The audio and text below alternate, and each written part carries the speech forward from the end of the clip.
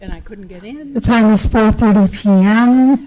It's crazy. Commission meeting of December 13th.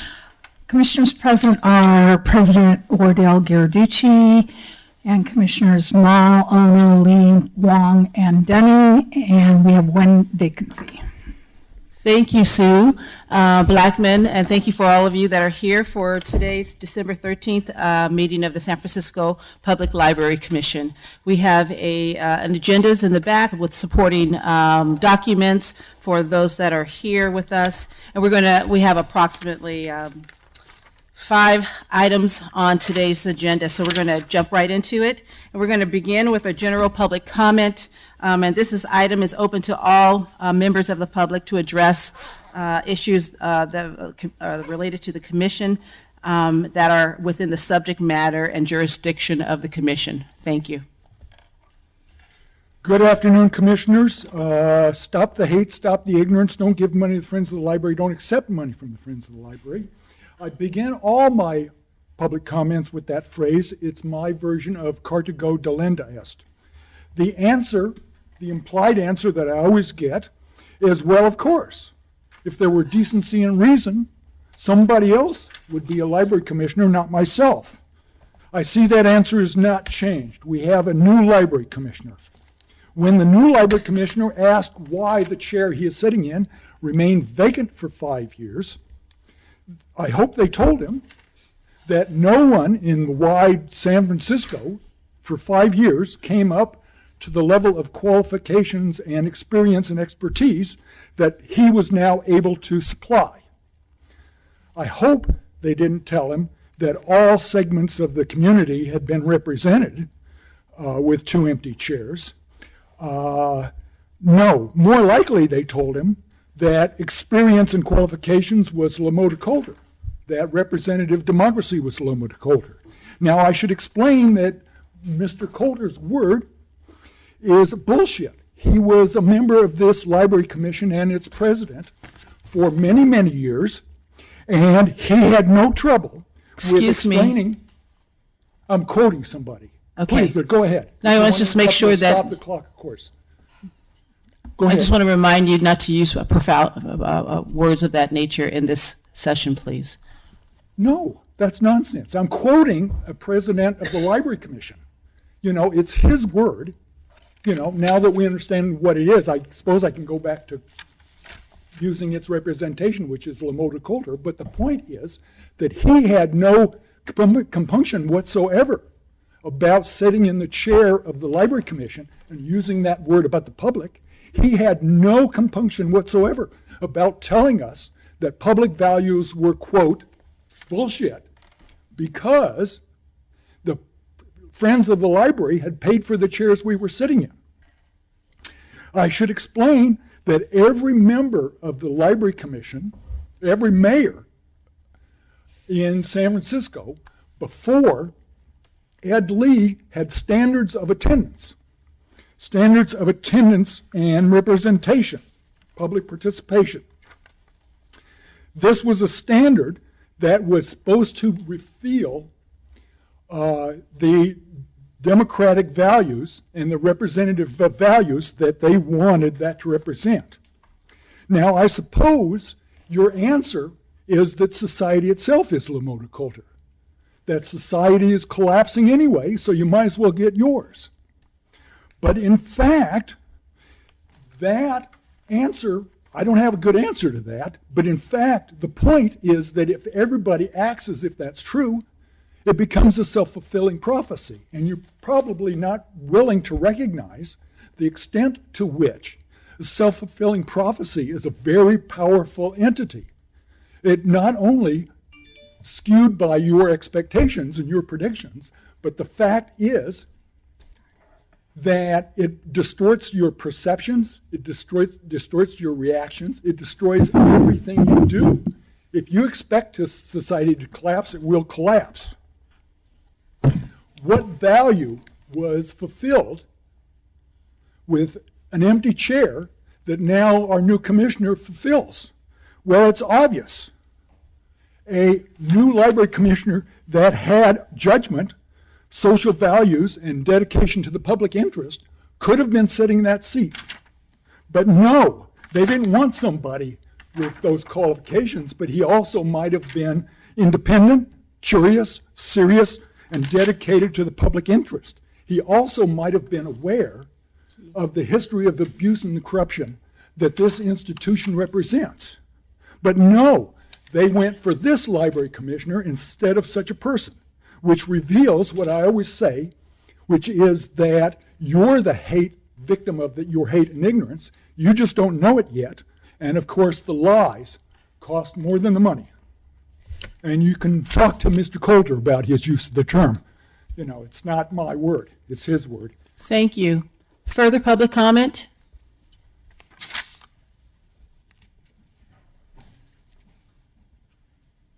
Hello. Hello. How's everyone doing? I'm Michael. I'm with Friends of the San Francisco Public Library. And Friends is happy to conclude a very successful year of support for our award-winning library.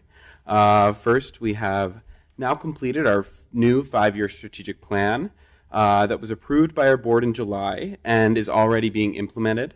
It maps out fundraising and advocacy strategies to meet the unique needs of our library system for the next 5 years.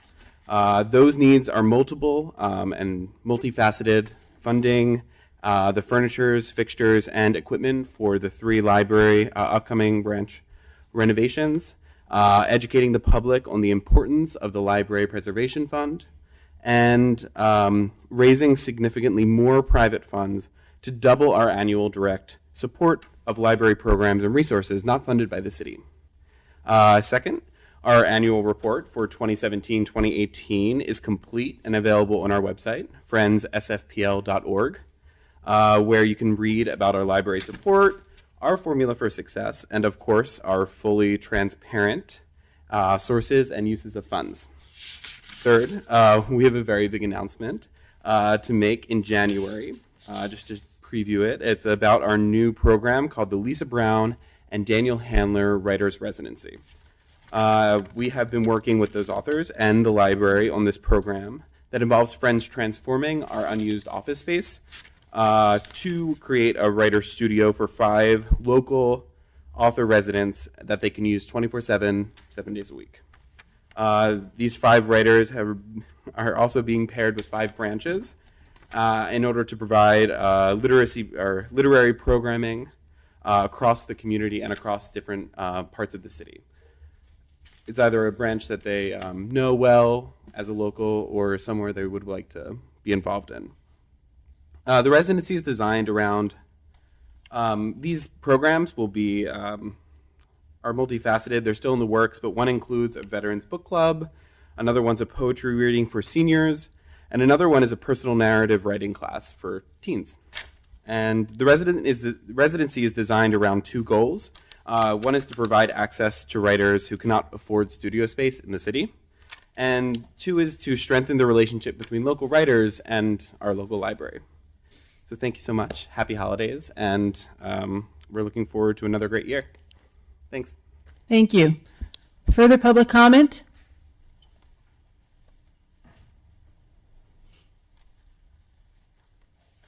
Good afternoon. I see there's, from where I was, I couldn't see the clock. It's quite crooked.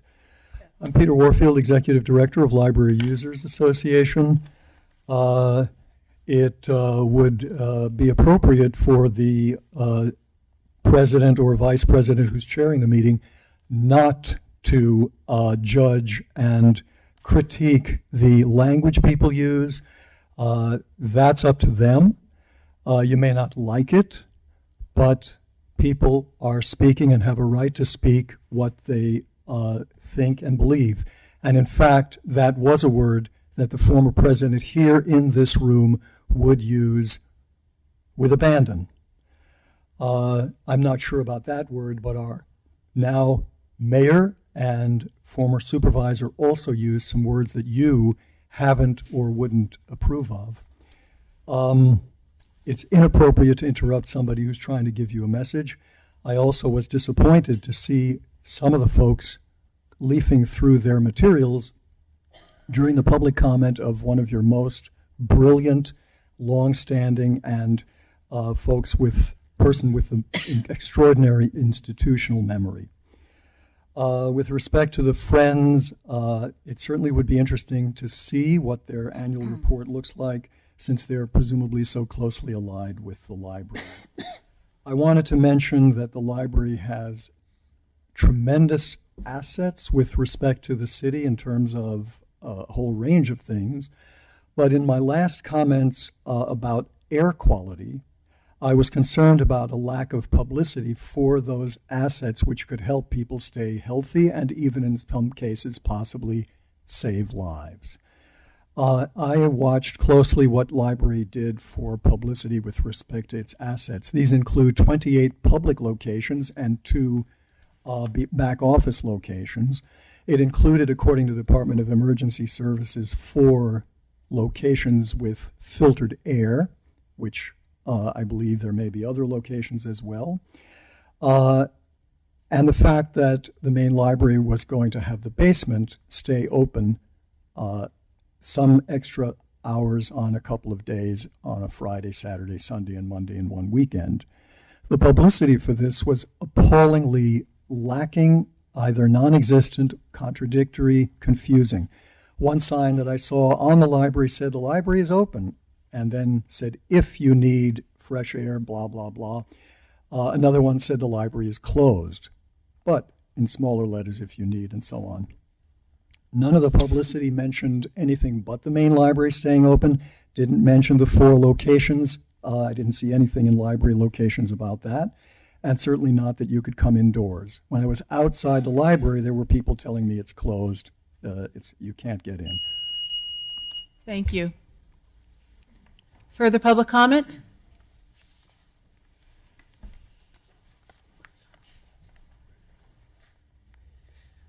Good afternoon. My name is Reese Isbell. I'm on the board of the Friends of the San Francisco Library as well. Speaking of the issue of the clean air, I want to thank the library for being open and being part of the resilience team promotions that were happening during our recent smoke-induced citywide problem.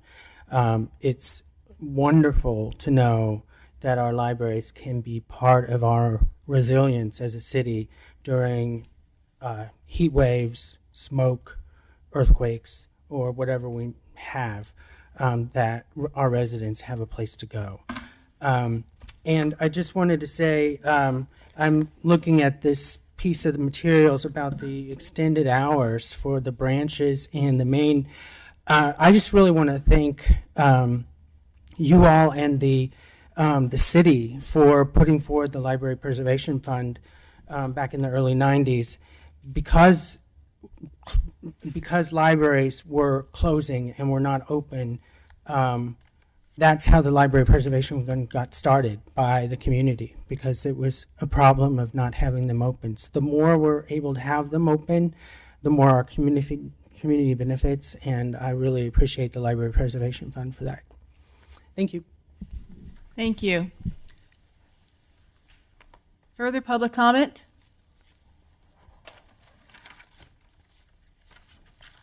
Seeing that there's none, we're going to move on to our agenda item number 2. This item is our city librarian recruitment update. We will have a presentation that will require approval and action from the commission.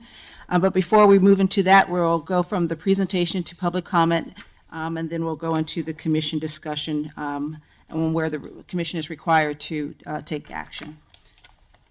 Great. Thank you, commissioners. We're happy to be back here today with the next step in the city librarian recruitment process. Today's update will include a report out from our executive recruitment firm, the Hawkins Company, a review of the draft city librarian recruitment brochure, and an opportunity to edit that brochure. As the Commission President mentioned, today we will also be asking the Commission to approve that brochure with any edits that you may come up through the discussion process. We have with us today 2 members from the Hawkins team, and first is Brett Byers, an Executive Vice President with the Hawkins Company, and second is Janine Hawkins, who met with us in October and participated in some of the community engagement meetings in November. Before I turn it over to them, I just want to walk through the documents that were in your explanatory packet or are newly provided today. One of the documents is the infographic on the steps to executive recruitment that we first provided to the Commission back in March, and then every meeting since May 31st. We are officially in step 3, candidate profile recruitment. Other documents in your packet include Hawkins Stakeholder Engagement Report, the Hawkins City Librarian Stakeholder Engagement Summary document, which is the PowerPoint that they will be walking through, and then the City Librarian Recruitment Brochure. There are currently 3 versions. The content is all the same. We wanted to give you other versions with other pictures so that you could see picture options, and that would be something that we also would like the Commission to weigh in on, is what are the types of photos that you would like to see included in the brochure. So again, the content is no different. We just wanted to give you some options on the types of pictures that were included. So Gilda Casanego from DHR and I are available to answer any questions after the Hawkins presentation and public comment. So at this point, I would like to turn it over to the Hawkins team. Good afternoon. Good afternoon. Good afternoon. So we're here today to provide a summary of the stakeholder engagement for the City Librarian Recruitment. And just to give you an overview of the stakeholder engagement process, there were 3 community meetings. One that was conducted November the 7th at Bayview Branch, 15 people attended. On November 8th at Richmond Branch, there was 14 people that attended. And then on November the 10th, which was a Saturday, at the main library, 9 people attended. There was a staff and union meeting that was held on November 9th here at the main library, and 35 people attended. And then there was a management team meeting that consisted of individual meetings that were held on November 7th through the 9th here at the main library with 12 participants. These particular meetings and sessions were very informative for the Hawkins Company, along with the survey responses that were online. The counts are before us. There were surveys of approximately 2,155 English that were responded in English. There were 41 that were responded in Chinese. There were 3 that were responded by the Russian, were in the Russian language, and 16 by the Spanish language, and 1 by the Tagalog language. Some of the things that we heard were very consistent themes: that San Francisco Public Library has an outstanding reputation. They were known for their innovation. They were also known for great programming, not only for the seniors, but also for the toddlers, for the kids, also for the teenage youth. There were also commenting about the outstanding facilities, not only here at the main library, but other branches had outstanding facilities that they were proud of. Another thing that we heard were that the staff were very experienced, that there was a well-resourced system, and that they were supported by the community.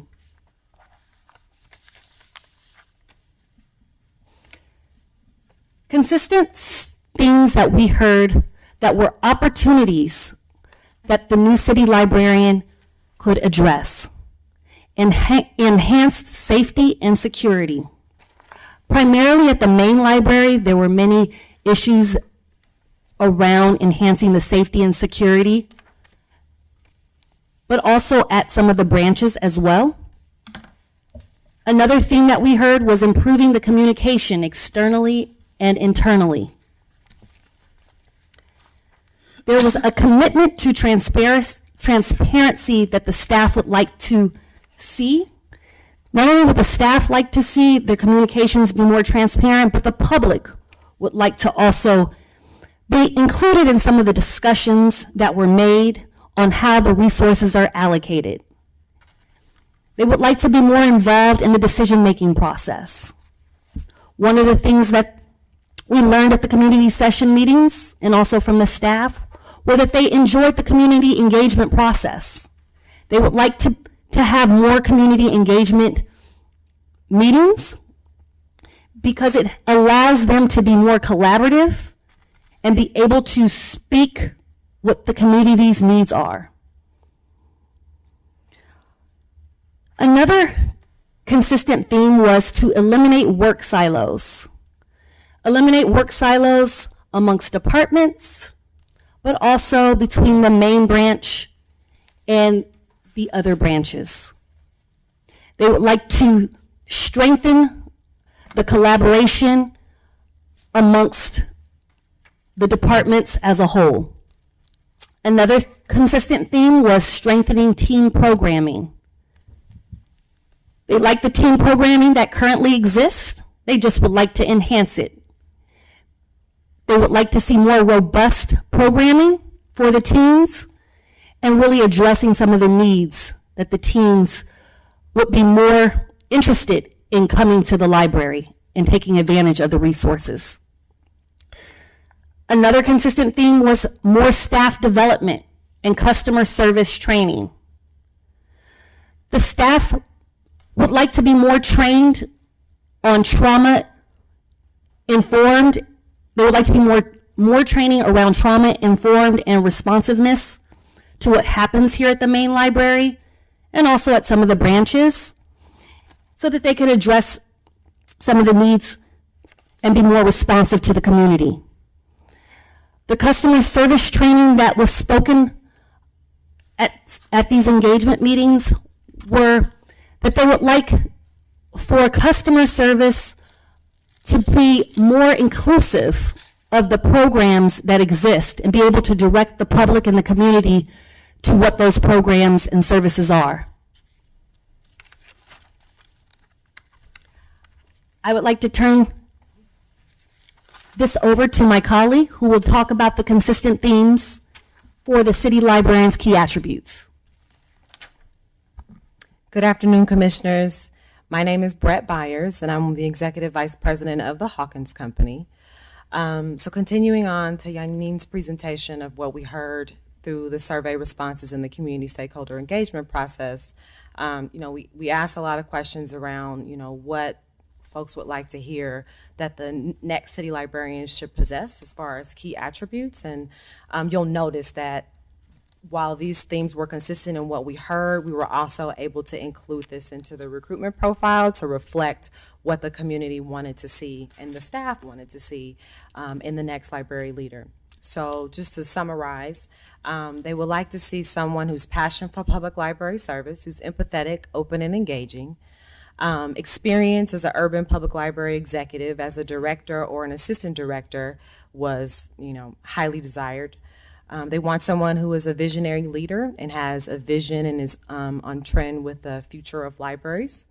They want someone who is politically astute, so not someone only that's able to work with the elected officials and the appointed officials in the commission, but also one who is in tune with the social politics and knows how to navigate through those different, political arenas.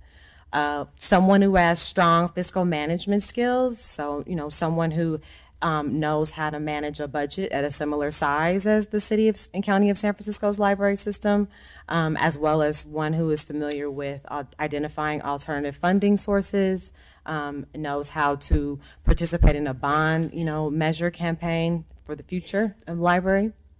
They also want someone who was a great ambassador and an advocate for the library, which also, transforms into someone having strong people skills, was humble and approachable, visible and accessible. They talked about wanting to see the library director out in the community a lot more, just, highly visible.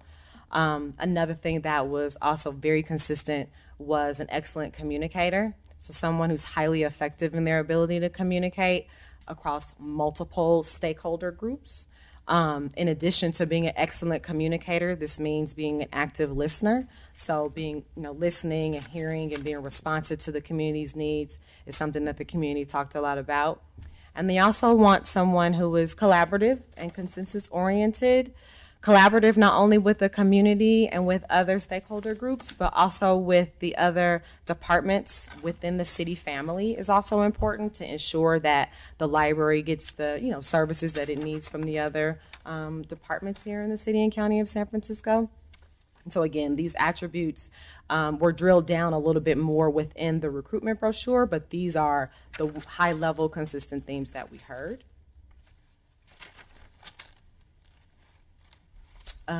Next, we talked about, the key priorities that the community and staff would like, and the commission, because we had some conversations with you all as well, that, they would like for the city librarian to address when they come into this position. So it was consistent that conducting a system-wide library assessment is important, understanding what's going on, where we are with the strategic planning implementation process, just, reviewing everything that the library, including going into the community and doing kind of a community needs assessment, was something that was identified. Definitely addressing the safety, security, and sanitary issues that are existing throughout the whole entire library system. Creating a more effective and accountable work culture. And so if you notice, some of these are things that were pointed out as opportunities identified by the community. So we turn them into things that the library director should, or city librarian should address when they come on board.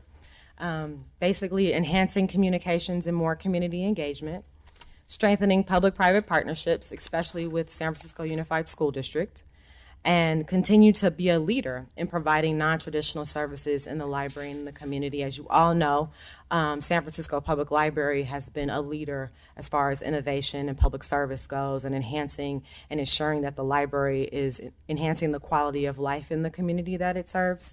So the fact that, San Francisco was the first to have social workers in the library, there are many libraries that have, used that as a best practice to continue to do.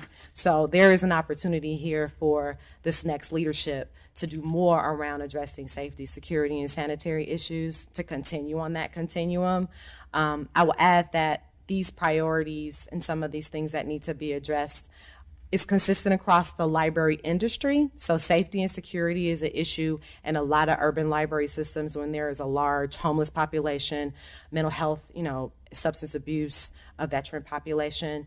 In our experience in working with a multitude of other library systems, this is something that is consistent, especially in the big urban library systems.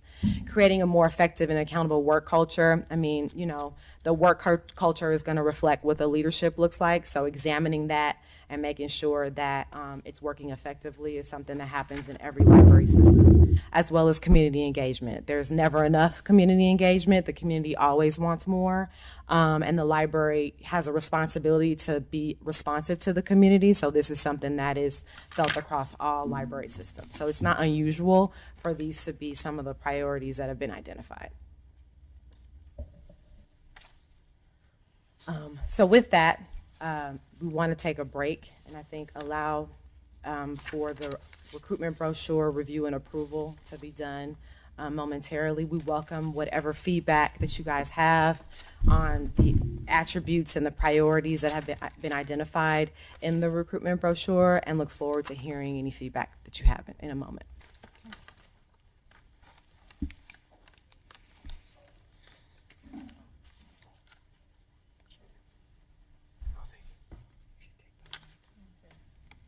So thank you. That concludes the presentation for now, and we can move forward with public comment.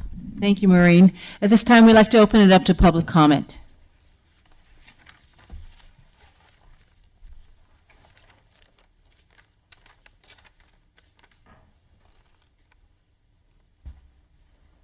Are you going to be taking public comment on other aspects of this, or is this public comment for the whole agenda item? This is public comment on the whole agenda item. This is we've had a presentation. Haven't received any kind of a discussion about the brochure other than that it has 3 different versions with 3 different sets of pictures. It's open to public comment. Peter Warfield, Executive Director of Library Users Association. This is not the usual procedure, and it doesn't give us an opportunity to make any public comment on any subsequent presentation that might be made. The first thing I want to say is that the debookification continues. I don't see in the brochure that there is a mention of strengthening collections, of focusing on collections, of basically reviewing what the collections have and where they're strong, where their strengths and weaknesses. There's basically nothing. There's a lot of basically, if I may say, balderdash, to spare you the unpleasant word, a lot of balderdash about generalities with regard to management and openness and listening and so on and so forth. There's also no mention of what was very clear at the meeting that I went to, and it wasn't just me expressing it, that we would like folks to be considered who are particularly good with openness and in particular following open government concepts of, you might call it transparency, but we certainly have had a library administration and commission that have routinely violated the law with respect to operation of meetings and with respect to provision of information. And those violations, not determined by me or individuals, but by the Sunshine Ordinance Task Force, over and over again, repeatedly, those are things and those are symptoms of a closedness and a strategy of obstruction and a violation of the law when it suits the Library Commission and when it suits the administration. Again, under debookification, I can only say that endless discussions about stakeholders, there's never the word public mentioned. There is once or twice mention of library users or responsiveness to community, but the public, and I also find it very offensive, why are the Friends and Foundation listed specifically in the opening page of the wording, paragraph 4 in the first column? Friends are not part of the library. The Friends are not controlled by the city librarian. Some people might say that the city librarian is controlled by the Friends, but there's no clarity as to what the relationship is. And why don't you put Library Users Association in there and say the good work that we do to protect library hours, library services, and things that interest the general public? So that's my main concern here. It's a lot of, I would say, very general stuff that excluded a lot of the concerns along the lines that I've mentioned that were expressed at the meetings and that probably elsewhere. Thank you. Thank you. Further public comment?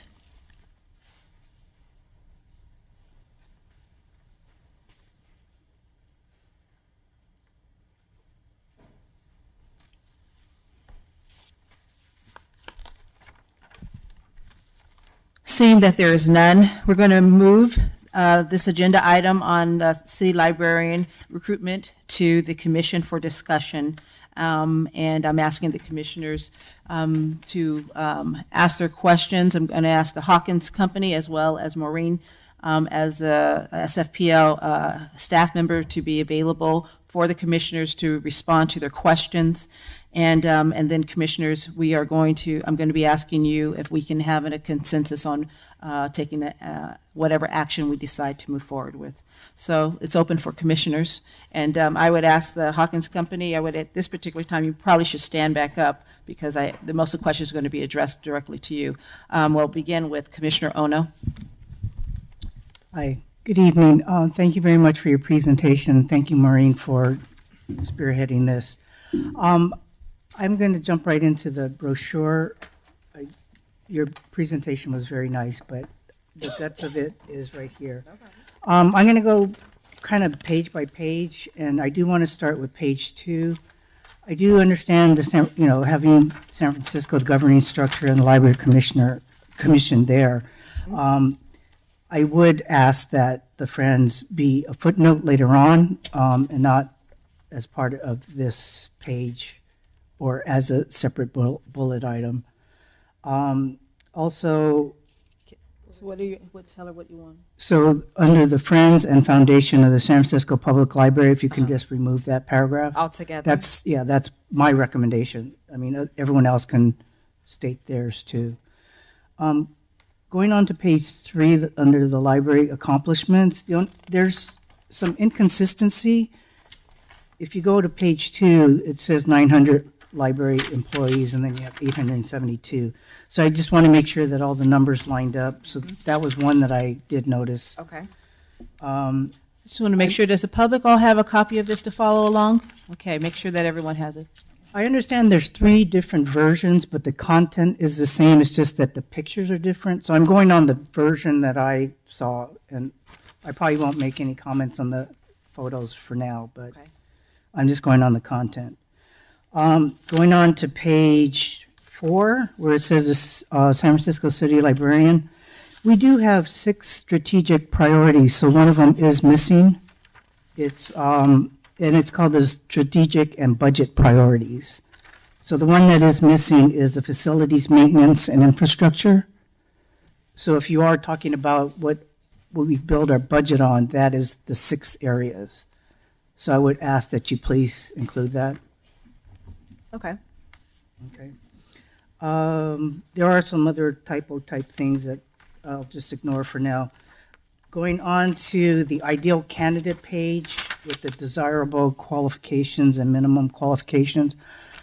I don't know from an HR perspective if you want to put the qualifications first or if you want to talk about the ideal candidate.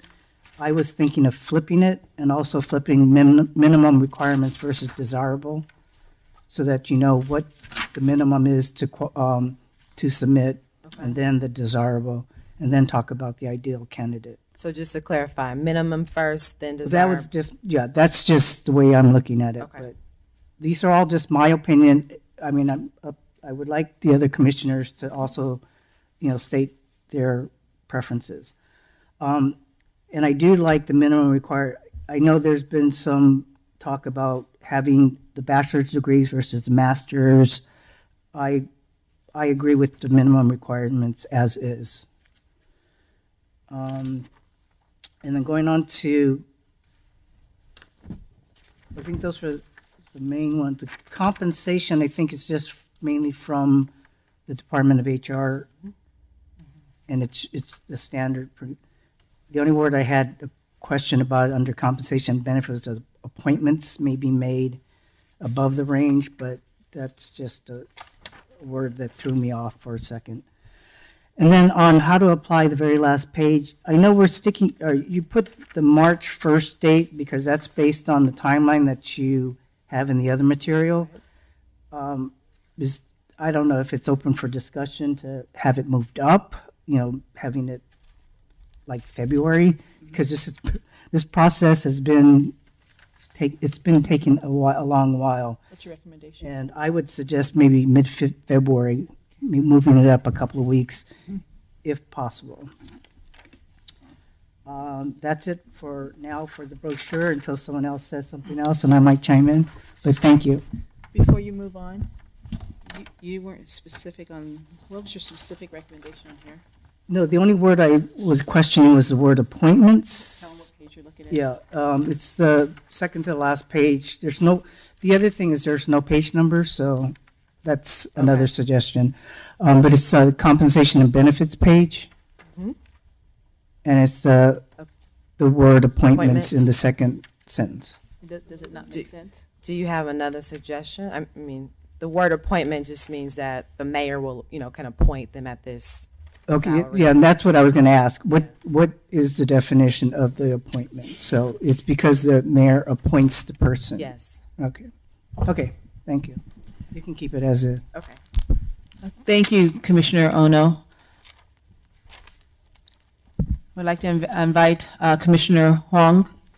Thank you for being here for the presentation. Just doubling down on some of the comments. First, I'm looking at page, I guess the third page in terms of the library accomplishments, just double checking all the numbers, but specifically the ones I'm looking at in case, just to enumerate all of them that I'm paying attention to is the 872 library employees versus the previous page as stated at more than 900 employees. And then down at the page, there's 500,000 public programs and exhibits each year. Is that programs and exhibits or attendees? Because yeah, I think 500,000 programs is quite a lot. But and then the other comment, I think Commissioner Ono covered all of the things that I was looking at too. So thanks for doing that. I would also agree with striking the mention of the friends from the first page around the governance. Yeah, so just agreeing with that comment. Okay. Oh, and then in terms of selecting the pictures of the 3 variants, if it were up to me, I think the one that looks like this, this one. Let's see. With the kids. Yes. So I think this version in general just has a more, like a deeper focus on the people in the community and the diversity of communities. And I think that's a strong theme that I think we've been discussing and the library has been discussing for quite a while now. So that one to me seems like the clear choice. And I definitely welcome the other commissioners' opinion on this too. Great. Anything else you see through the document, Commissioner Huang, that you want to double down on or note? No, that's it. Everything else was captured by Commissioner Ono. Thank you. Okay, thank you. Commissioner Dunning, Zoe Dunning. Okay, thank you. Building on my fellow commissioners' statements and comments, I would agree with removal of the friends paragraph. In the list of accomplishments, I know there's some redundancy with the prior page, but if we're going to talk about the accomplishments of the library, I think it'd be worthy to put a bullet about the fact that we were named the 2018 Gale Library Journal of the Year Library. I mean, that's probably one of the most significant accomplishments. It says that right here. I'm talking about this page. Oh, sorry. And then I agree with the 500,000 public programs and exhibits each year. Double check that because that sounds like maybe that's attendees as opposed to actual programs.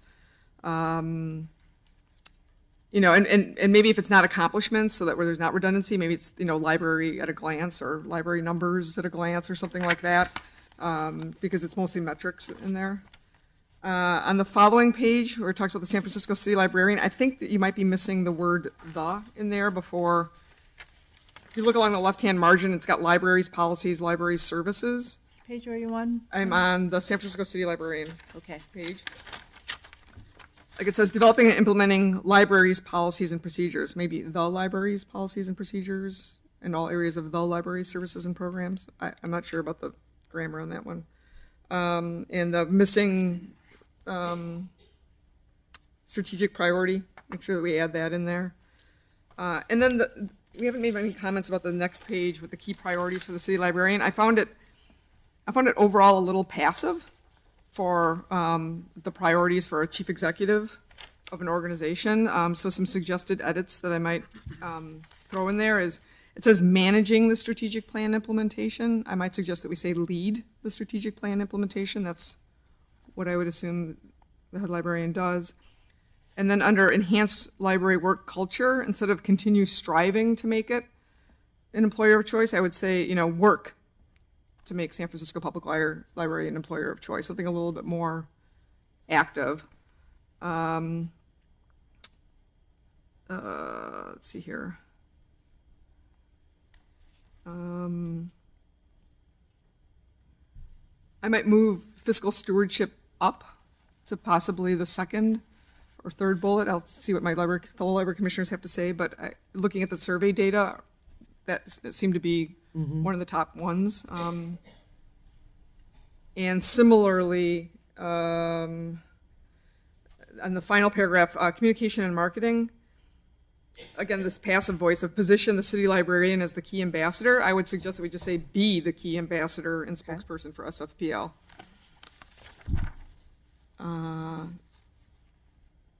And then moving on to the next page with the ideal candidate. That third to last bullet about fiscal management, I would move it up in terms of priority, so like maybe the fourth or fifth bullet. And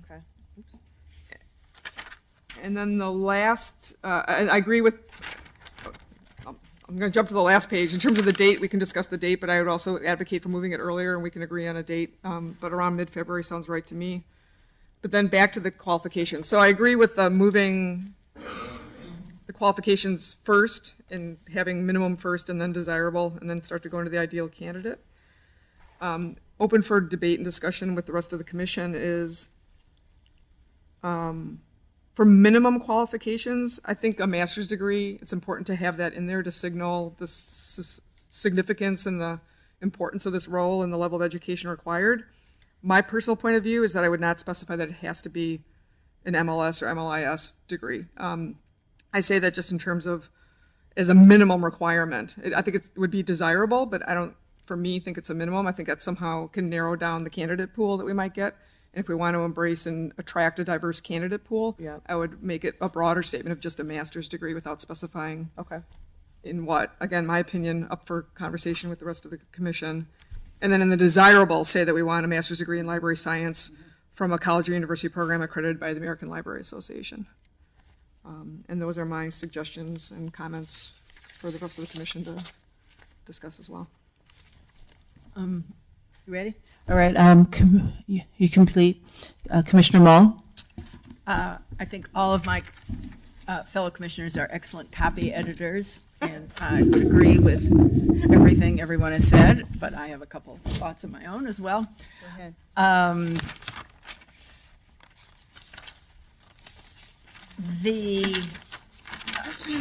Okay, so I agree with everything everyone has said so far. Okay. However, under the ideal candidate, you have 18 things here, and I think they could be either condensed or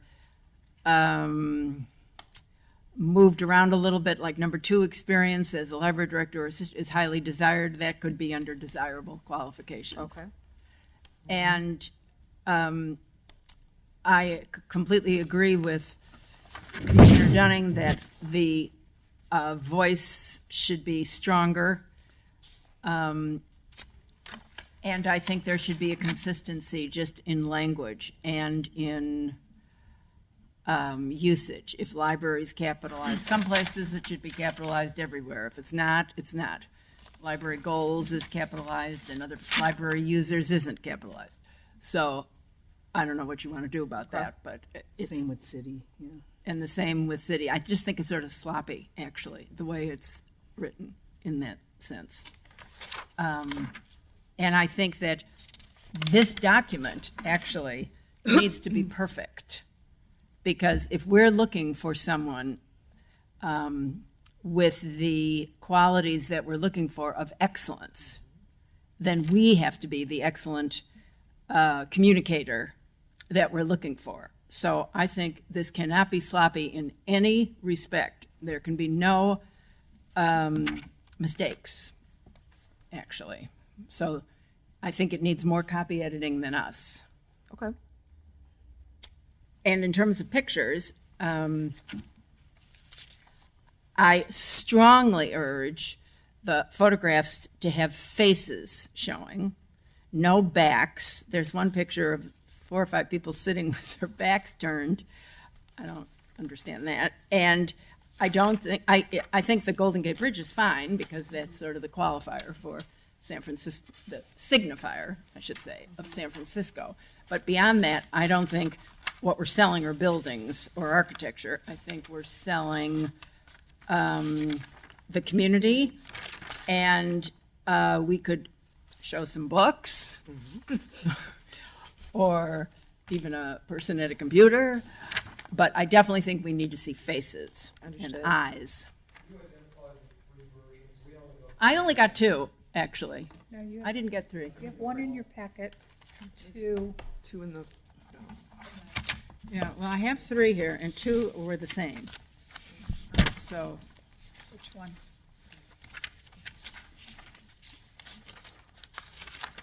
No. Yeah, that's different. yeah, this is different. And this one's the same.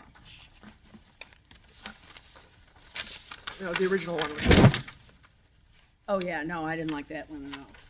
Well, that was the original, so that's the 3rd. Okay, The original one that was sent out. okay, no. Okay.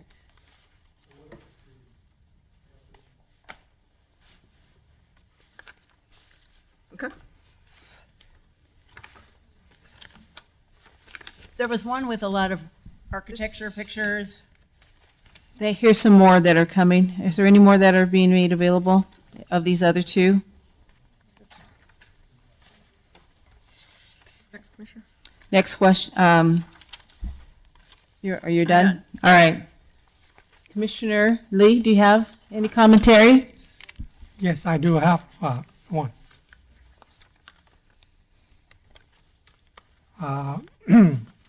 I would like to interject that, for example, the last bullet point of the ideal candidate, Okay.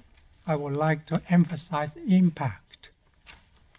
Emphasize If I impact. have to word, if I would have my sort of preference, I would say it's impact driven, evidence and data based, outcome focused. I want to emphasize impact. Okay. So far, what it is that I've been asking question is that we have got lots of programs, not 500,000 attendees. But with all the programs that we have, each program is meant to generate certain impact. It is not that we have a program, then what? What is the impact? So that's what I would like to emphasize is really impact driven. Okay. And then certainly evidence and data based in making decisions and have the impact.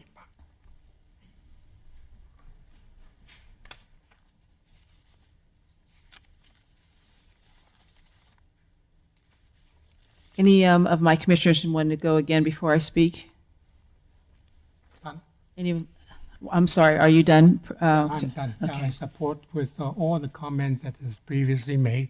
I think it's very important to remove the already a deep perception as if a Friends of Library is a governing structure of the library. So having it there is just making things worse. There's no, remove. Okay.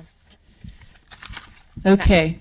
So what I'm going to do is that I'm going to summarize the major themes, but we know we also have a secretary that has documented this, and I'm going to do it and as well make my own commentary as a commissioner in this agenda item.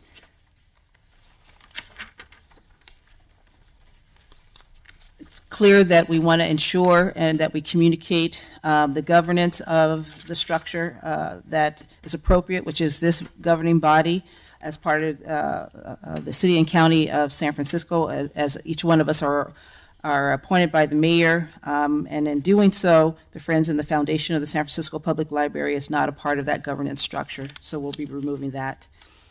And the next page, it's critically important to ensure that those, since it is data-driven, as bulleted items, that it needs to be accurate, and there's already a suggestion that if it's not just library accomplishments, but library At a glance. yes, at a glance. Thank you. The next page, And I'm sorry, before you go, the 500,000. This item isn't accurate, where it says 500,000 public programs. yes, but I was going to, that's what I meant in general, that all of the 872 is not accurate, as well as the 500,000. We need to look at all of those data points, and that information is going to come directly from the library management. Yes. Okay? Because I don't know, we may have more than 4 bookmobiles for all we know. I don't know exactly how many we have, and the library staff can confirm that.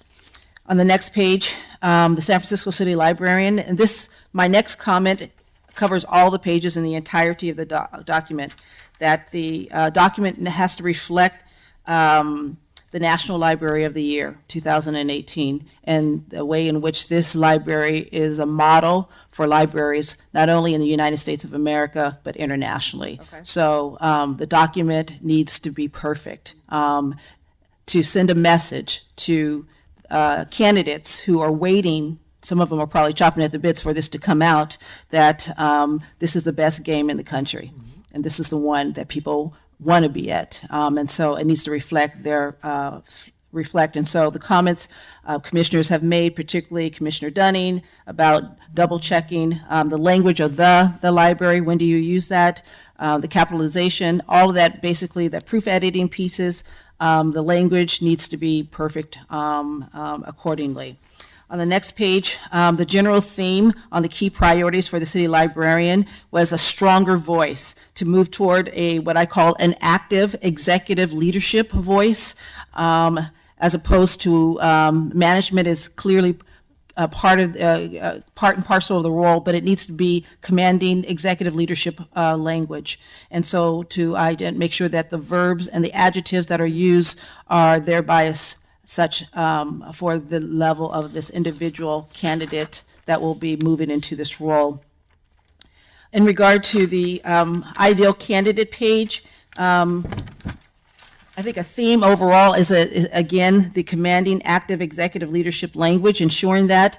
I think the ideal candidate overall in 18 bullet points could probably be summed up if you do a process. They could potentially be summed up in 8 or 9 or 10 points, potentially. I'm not sure if that's possible, but I would take each one to see, is it really saying the same thing another one? And because the length of the points doesn't mean that, doesn't make it any more important. You know, so the thing that we're looking for is that, are we saying what we mean in regard to seeking the ideal candidate? President Ordick, may I interrupt for just 1 second? Because I want to be clear, in the feedback that we're giving, so if I may? Yes, you may. In the feedback that we're giving, I don't want to have to go through another round and have them come back to us with further edits. So I think in this meeting, instead of just saying make this more like that language, I think we actually have to give specific edits so that we can vote on the specific language and be done with it today. Is there anything specific in regard to the ideal candidate besides the moving the one of the items up? I wanted to move the fiscal management up to like the, let's say the 4th bullet, but you were kind of saying consolidate them into like 10 or 11, and I just want to make sure that that doesn't open us up to like having to go through another round. You're right, it would. And so right now we have 18. Is everybody okay with 18 that we have? Well, I thought that the number 2 one, experience is highly desired. Let's put that under desirable qualifications. Okay, so that now we're down. City Library, City Attorney. Just as a suggestion, you could also have them prepare a version that is consistent with your conversation here tonight and delegate final approval to one commissioner. Okay. Consistent with your discussion. If you have any concerns about particular wording or typos, that kind of Or even delegate it to 2 commissioners. Can we do it with 2? I think it'd be more easy. Just one is better, just to avoid any Brown Act issues. Okay. So when we vote, we'll just Okay. Include that in the motion. So we're still on the ideal candidate page. Thank you. Going down to the second thing that we heard was that there were 2 comments that were made, and I just want to kind of flesh those out right now in this discussion. What I heard for sure was that there was an agreement that this position, because of its stature in the field, it requires a master's degree. And it's listed as such as requiring a master's degree. One thing I want to make sure I heard my commissioners say was that I'm not even sure if they even want to have a possession of a bachelor's degree on the document. Did I hear you say that? Did I hear that? Is that not necessary? Oh, no. I think it's necessary. Okay, possession of a bachelor's degree and a master's degree is fine. Okay, so the second half of what I heard was that there's commissioners, particularly Commissioner Dunning and Commissioner Mull, and there could have been others that agree with them, that the master's degree to be required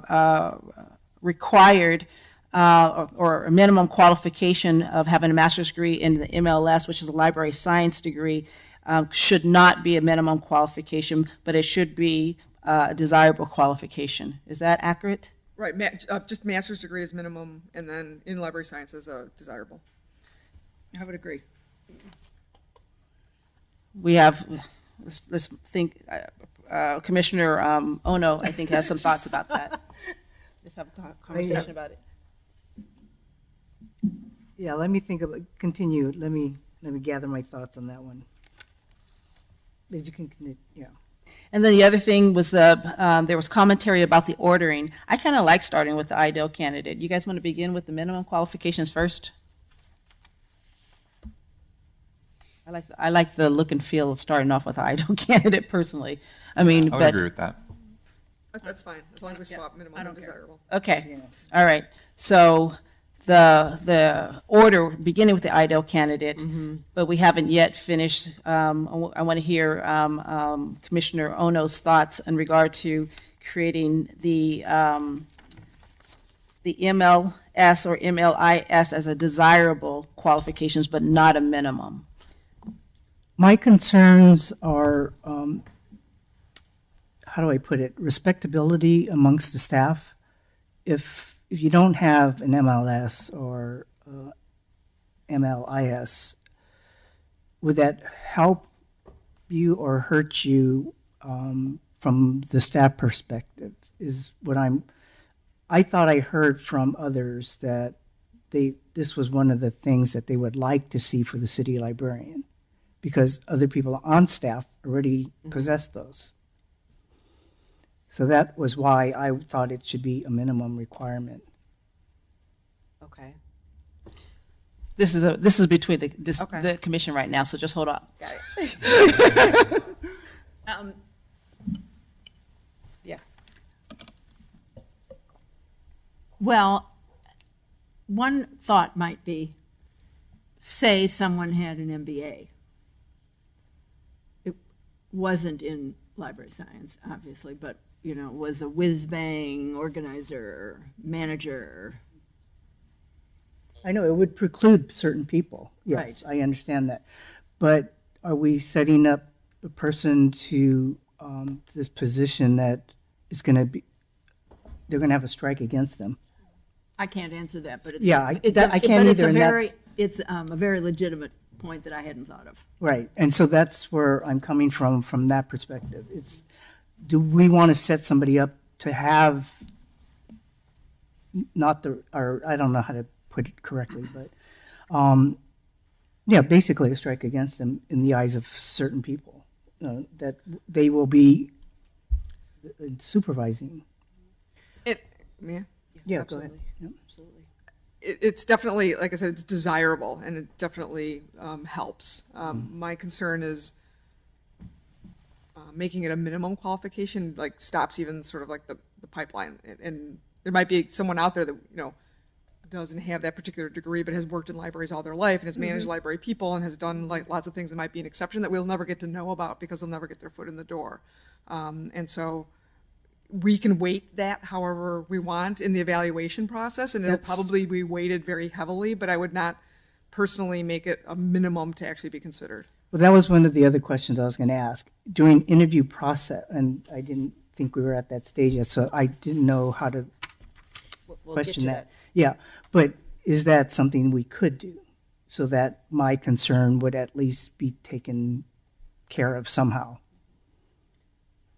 And this is a question amongst us. Yeah, and so it sounds like that is something that we could. And it's covered in the desirable, so as they evaluate and vet candidates, it's like this is, these 4 out of these 5 candidates have a desirable, they check the desirable box, so therefore they have an advantage. And since I was the one who brought up the timeline, I'm willing to go with desirable for this, to get this out the door and available, so. So you're okay with minimum, the masters? Minimum master, yeah, they need a master's, yes. And then MLS, MLIS can be desirable. Okay. Commissioners Wong and then Commissioner Lee, I'd like to hear the two of you weigh in on it, if you have anything to weigh in. Yeah, nothing to add. I agree with Commissioner Denning's assessment. Okay. Same. Okay. And I agree with them as well. And so we are going to be moving forward with the minimum qualifications of a master's degree, and keeping the bachelor's degree, possession of the bachelor's degree, and the possession of a master's degree, but not the minimum. It has to be an MLS or MLIS, and a desirable will be a master's degree in library science from accredited library or school. And I think we need to add a degree that's accredited by the ALA.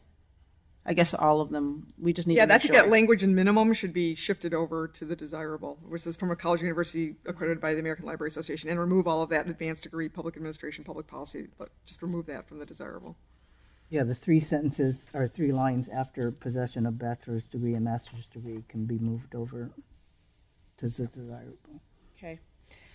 And we'd like to state for the record that this discussion, because I do equity and inclusion work, and so does Zoe, and I know that we're engaged in it, and it's because that's part of the reason why we became the National Library of the Year, because of our commitment to these ideals of equity and inclusion. By opening it up, you do create a greater pipeline of individuals who you just don't know who might end up being a candidate, even if they are not successful in moving in the position. It sends a message.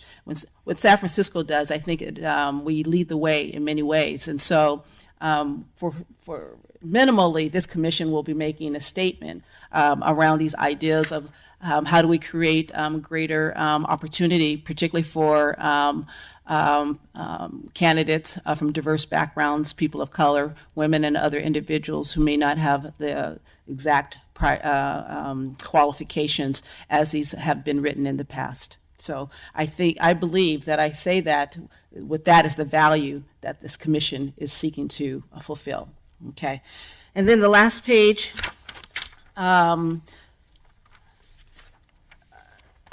Commissioner Ono had some questions on appointments, but I think that the language, that's the language that they use, because this is an appointment made by Mayor Breed, and she and her, along with the DHR, will make the determination based upon whoever the successful candidate is in regard to that second sentence. So I think that that standard language that DHR would have probably provided to our consultants who put this together. So with that, well, there's two things. On page 4, we wanted to make sure that we added the 6th strategic priority. Yes, thank you very much. Thank you very much. There are 6 priorities, and our Chief Operating Officer Singleton can ensure that that 6th priority is added so that it's accurate to the current strategic priorities that we have. And then on page 8, we were going to discuss the date. Yes, and the date. Middle of February sounds good to me. Do we need an exact date? So February 15th would be 2 weeks earlier. Would that be? I would agree with that. Yeah. Can we ask them their advice, though, in terms of? What's your advice in regard to moving it up 2 weeks earlier to February 15th? It's okay. I think February 15th is doable. I mean, we want to make sure that it is a 6-week recruiting period to make sure that we're getting as many and the most qualified candidates into the process. Mm-hmm. So we did also another kind of supplemental timeline for February 22nd, which pushes everything back a week. Mm-hmm. But we can go for February 15th. Okay. How would that tie into, if we moved it up to February 15th, how does that tie against when you would present to the commission? Like, which meeting would you come back to us for? We probably have to have a special, we probably have to poll you guys to see if we can do a special meeting to present the candidates. So after we do the recruitment closes, then we'll do some evaluations of those candidates and then come to you to present the report. So it may not be in line with the commissioner's typical meeting, so we would have to ask for a special meeting for that report. And what's the typical just lead time that typically is required for to kind of circle the wagons a little bit after the search? So we usually take about 2 weeks after the recruitment closes to screen down the candidates further to present a report to you. We do have to take into consideration the time that it takes for us to get the information to the commission. Got it. So we would have to kind of adjust the timeline to take those additional steps to make sure the paperwork gets to you guys in time to review it. Got it. Thank you. So that's the March meeting. So we do have 2 meetings scheduled in March. Okay. We specifically set up one the first Thursday of March and then the regular one on the 3rd Thursday of March. This way, if we pick the 15th, I thought it would be able to get to the March 7th. Yeah. March 7th, is that first March meeting? Okay, so the purposes of what we're hearing is that we're agreeing, there is a desire of this commission to move it up to February 15th. Okay. For the purposes of you being able to return to us with the next step of the phase post the recruitment period, which is the March 7th meeting of this commission. Okay. Can I take a second to review the calendar? Absolutely.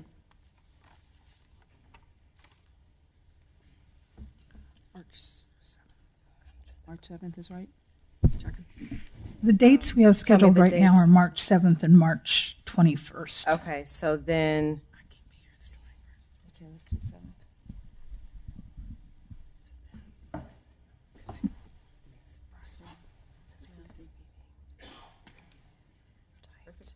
you said March 7th, and what's the next meeting date, Sue? 21st. 21st. The 21st. Is it possible for us to do a special meeting on the 14th of March? But I thought you just said it would take about 2 weeks, so that's why if we do the 15th, you have the Right. 2 solid You have 3 weeks. weeks. So we would have It's almost 3 weeks. So we would have 2 weeks to talk to the candidates, right? After the recruitment closes, to screen them down to a solid number to present to you. And we're just taking into consideration the amount of time that we would need to get the report to you. So that following week essentially is when we would have to get the report to you, which is the week of February. Wait a second. March 7th. I'm sorry. By Monday the 4th, you'd have to have it out, right? Well, if we moved it to February 8th, is that too short of a time for it to be advertised? Yes, Yeah, that's too short. it is too short. So one of the things that we're hearing you say, Brett, is the possibility of calling a special meeting on the 14th. Correct. As opposed to the 7th?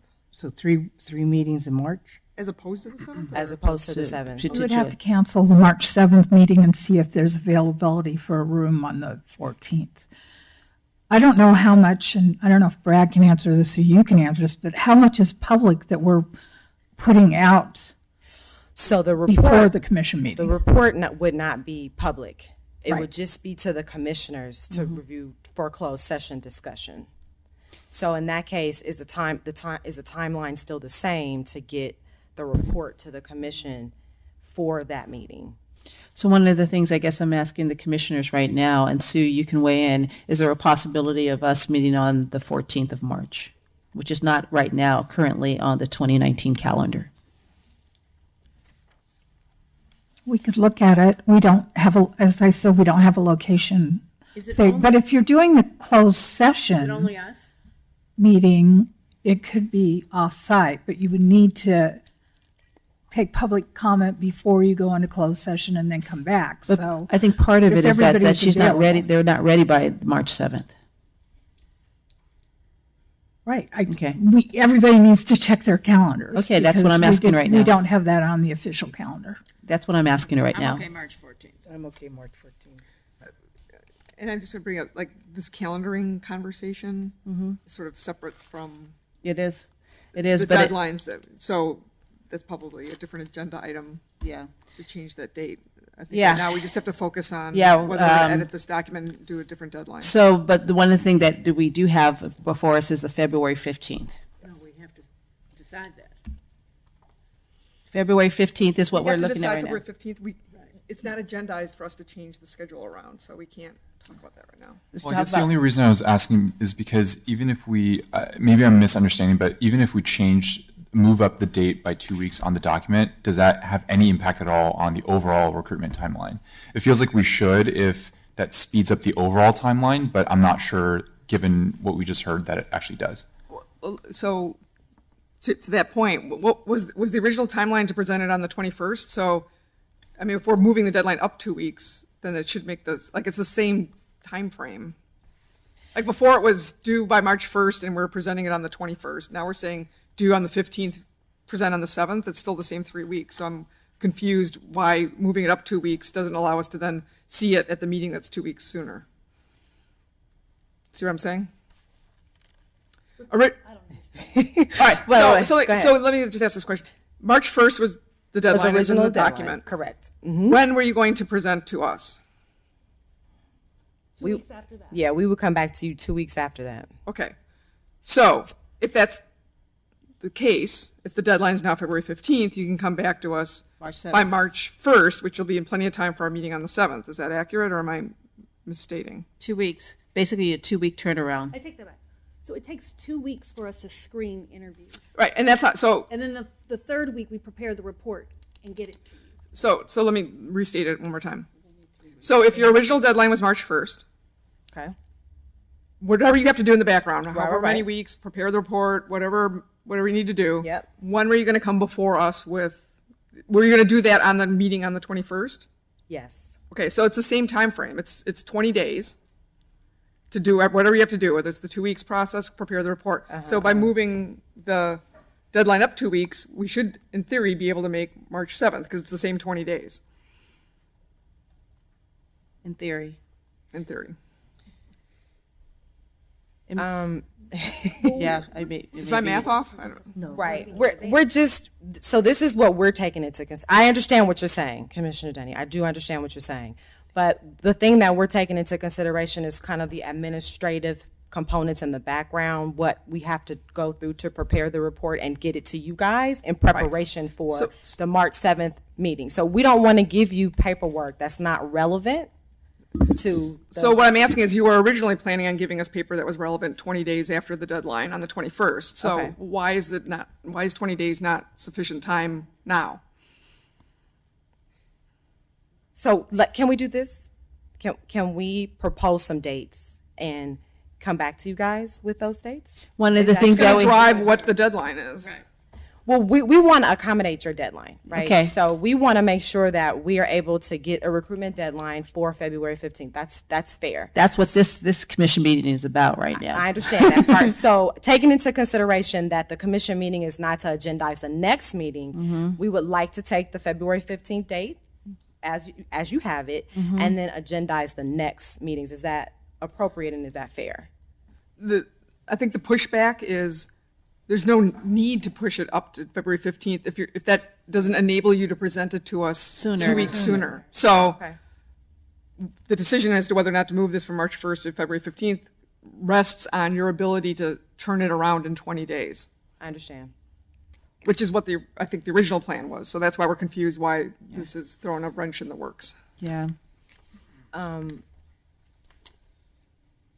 So, okay. So Brett, essentially what we're hoping is that we would like the search to be done. On The February time- 5th, correct. Yeah, and we want it, have information back at our first scheduled meeting, which is March 7th. Okay. Yeah, we'll push to do that. We'll Okay. push to do that for you guys. I think that will be good. I think that this commission has been engaged in the process for a long time. The public has been engaged in it for a long time, and we're just trying to be good stewards in the process. And so thank you for bearing with us as we were working through this issue. Teresa, was there anything else you said that I left out? You had two good notes. No, no. Zoe changed a few words. Okay. All right. So we're at the place where you need a motion to approve the recruitment of the city librarian brochure with the said changes that have been discussed and agreed upon by this commission, so we can move forward. So just to clarify really quickly, is the motion really to delegate the actual approval of the final draft to one of the commissioners? Yes. So that was the other after a round of revisions? Can we first of all approve the document and then, I guess they're can't. tied to No. each other. Okay. Okay, I'll make a motion. You go ahead. I'll try to make a motion. You got it. Okay. Here's what I think we're going to do. I move to accept this document after it has been revised and given approval by our chairwoman, our presidente, Mary. Help her out, Zoe. I think the move, if I may amend your Movement. we can't approve as a body. We are delegating. I move to delegate to the President, Mary Wardell, the authority to finalize this document with the input that we provided today. Seconded. Is that? Yeah. Okay. There's no legal requirement that you approve this at all, so this is all just, so it's clear It's to just everybody protocol. what exactly is happening and Got it. what the document will look like. Okay. So we don't need it's a not motion? a motion. It's just a. If that's the action that, if you want to take action through a motion, you can certainly do so. Yeah, And we it's- want to. We want to make, I think you just want to make sure that whatever comes out of this is clear Yes. and that they know what they're supposed to do and that the document is consistent with your discussion here today. That's great. Zoe, could you repeat that one more time? So I move that this commission delegate to President Wardell the authority to finalize and approve this document after incorporating these edits that we discussed this evening and making sure that it is perfect from a copy editing perspective. Okay. Can we have a second? I second. Well, I have one little proviso on it. Is there a date that we want to include in that? That this comes back to Mary by, Tomorrow? No.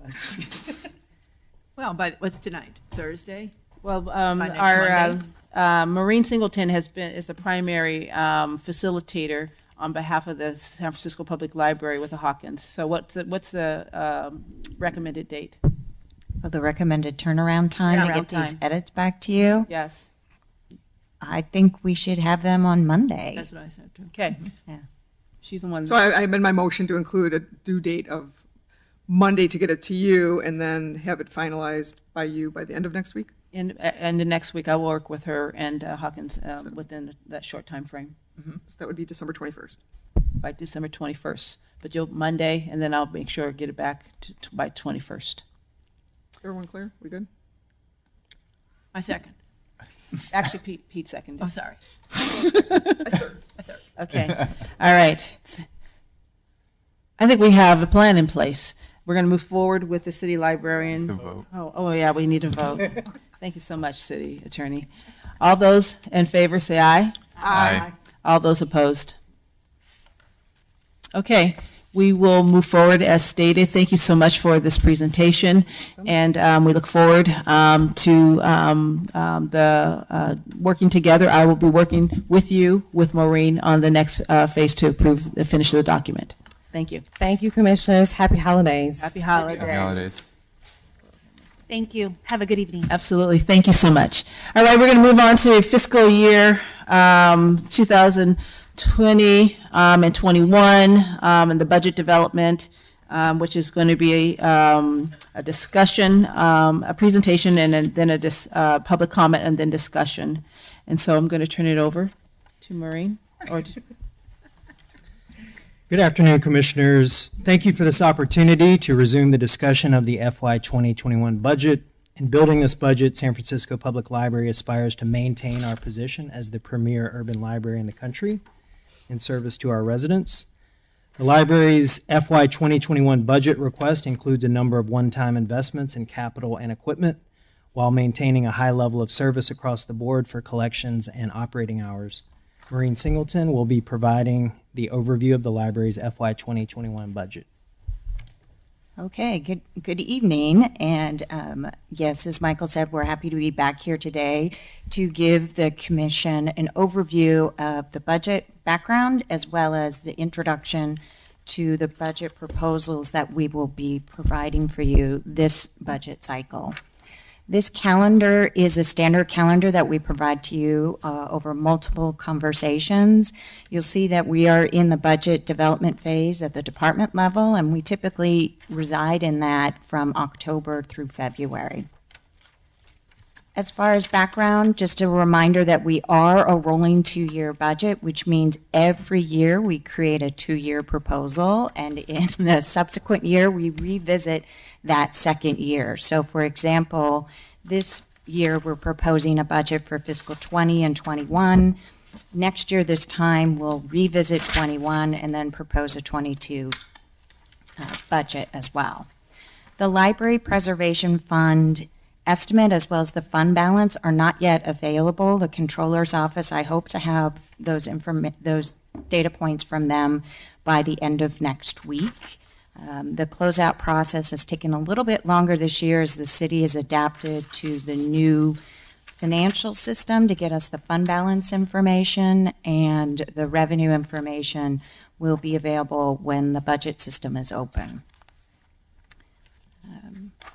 So at the time that we issued this as an explanatory document, we had not had the budget instructions meeting with the mayor's office. That happened yesterday.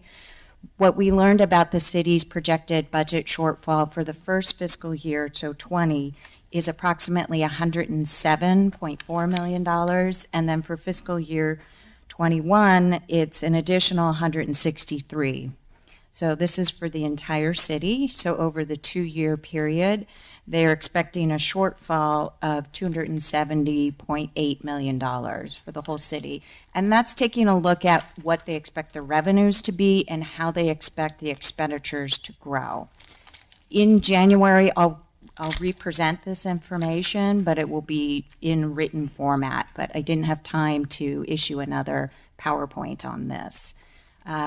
The instructions from the mayor's office to the general fund departments, which are the ones that are usually closing this gap, is to make a 2% reduction each fiscal year for that 2-year period, and also provide a 1% contingency that the mayor's office could call into action if necessary, if all the other cuts are not helping them bridge that shortfall. They also said no new FTEs, which we were not surprised to hear. That's been the case. This would be, I believe, the 3rd fiscal year where the direction is no new FTEs. And part of that is has to do with the long commitment of employee cost when you bring on, when you expand your FTEs or full-time equivalent. They mentioned that labor costs over the last decade have actually grown at more than twice the rate of inflation. So that's why they like to proceed cautiously in those scenarios. The non-general fund departments, like the library that has self-supporting funding, as well as the enterprise departments, are always asked to absorb a cost increase. And that is no different this year. Some of the current budget unknowns have to do with the labor negotiations. There will be labor negotiations this spring with 28 unions. At the federal level, we're always wondering what sort of impact there might be from tariff discussions, budget discussions, and the same impact that we have to worry about for the whole city happens at the state level. Are there any costs that they might shift from the state down to the local level? And that's not really going to impact a department like ours, but it does impact the city as they take into account the overall revenues and the anticipated expenditures. Then the last unknown we know at this point is about our departmental work orders. When we ask other departments to do work for us, if you've heard me say before, they don't do it for free. And as they figure out what their final budgets are, they will let us know what costs they'll be passing on to us. So of course, if labor is going up across the board, then we can expect to pay more for their labor services. So we had a great discussion a little bit earlier about strategic priorities, but they help us build our budget. They serve as our guideposts as we envision what the future should be. We build on our foundation, and then we continue to evolve to meet the community's needs over time. So as I start walking you through some of the investments that we're proposing, I wanted to take a quick moment to say that it's also available as attachment 1, because I do understand that the font may seem very small in this PowerPoint. So it is all available in attachment 1, which is a nice big large 11 by 17 print for folks. And I wanted to take a quick moment to walk you through how to read the table. And it begins with everything is grouped by the strategic priority category, then the proposal title, a brief description, whether or not the proposed cost would be one-time or ongoing, if there is an original budget related to a proposal, what the proposed investment amount would be, and the resulting budgets. For anything in the first year of the budget, which is fiscal 20, that would be ongoing, it's simply captured in fiscal year 21 as the budget amount. I don't relist the investment because I prefer to have that be a pure figure for any new costs that we're proposing as part of fiscal 21. So I'm going to highlight just some of the investments in each of the categories. We are available for you if you have any questions about any one of the investments. I'm happy to answer questions, as well as the different chiefs are here to answer specific questions if you need more details than I can provide.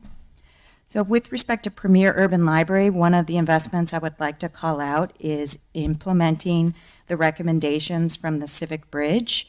Some of you may recall in the spring, our chief of the Maine presented a report that he had worked on with the Mayor's Office of Civic Innovation as well as Adobe on some of the changes that we could make here at the Maine Library to improve the customer service experience. And the goal really is about making the experience better both for the public and our staff. So this particular investment is a one-time investment of around $30,000. And it would help us implement some promotional activities as well as programming, some pop-up programming potentially in the atrium or some of our affinity centers. We would be looking at banners and interior banners and signage, as well as just some general improvement to wayfinding. So that's one of the key investments in this category. The other one I want to call your attention to is the library materials hold locker. So we're looking at adding 2 of those. This would actually be the first hold lockers that we would have for this system.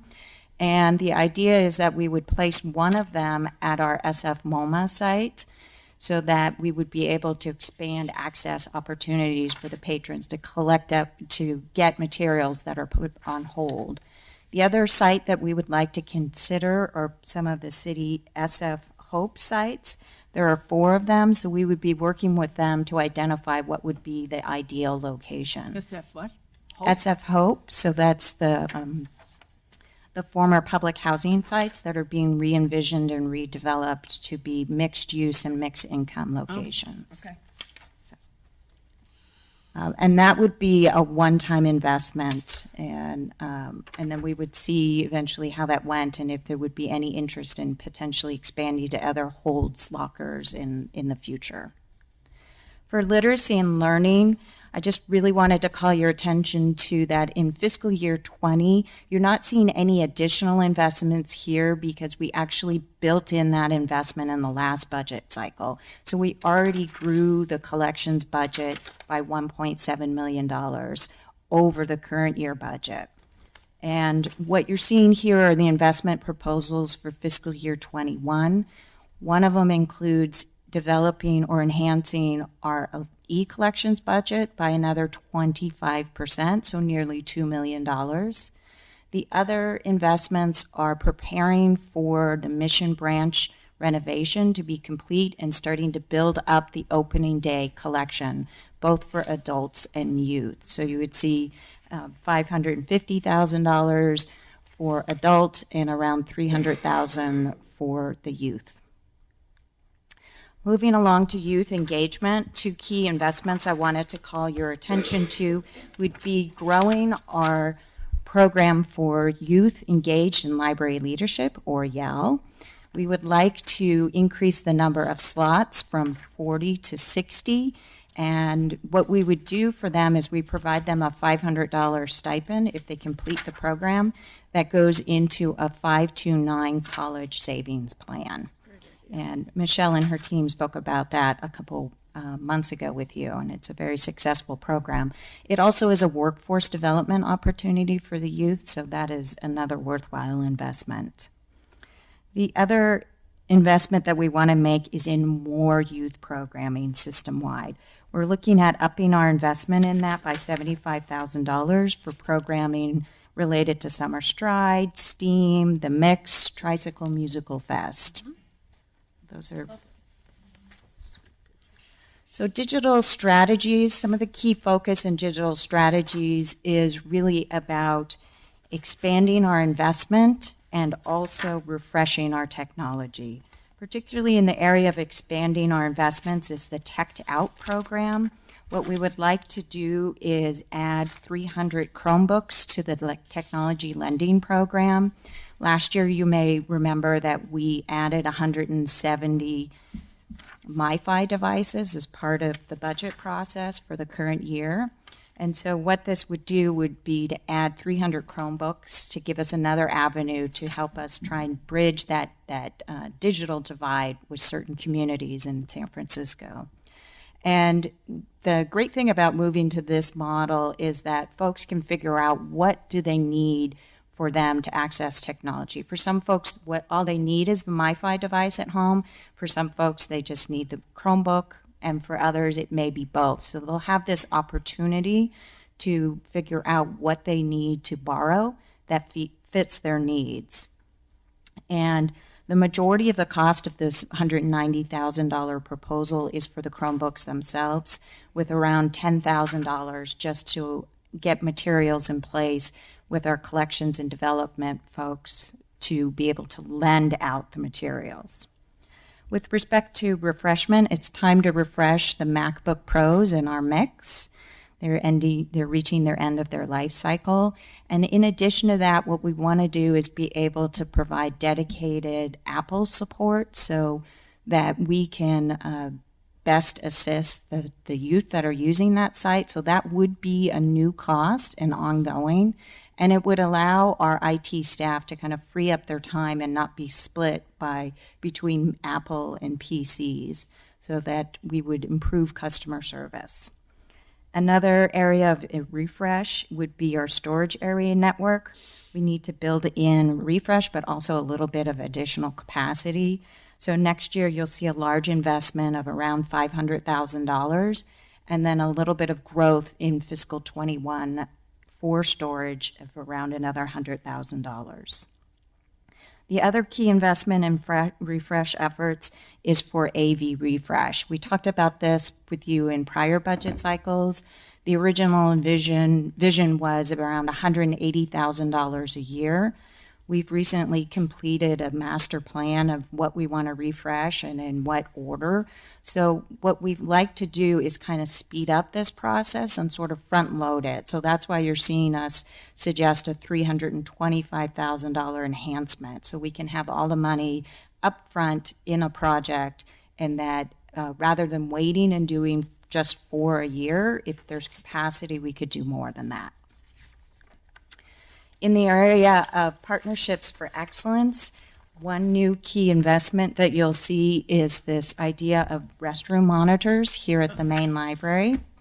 And we are starting a pilot in January where we would have restroom monitors on the weekend here, and we will be modeling it after the Public Works Pit Stop program. You may see them outside at the J.C. Deco buildings, the outside restrooms available for the public.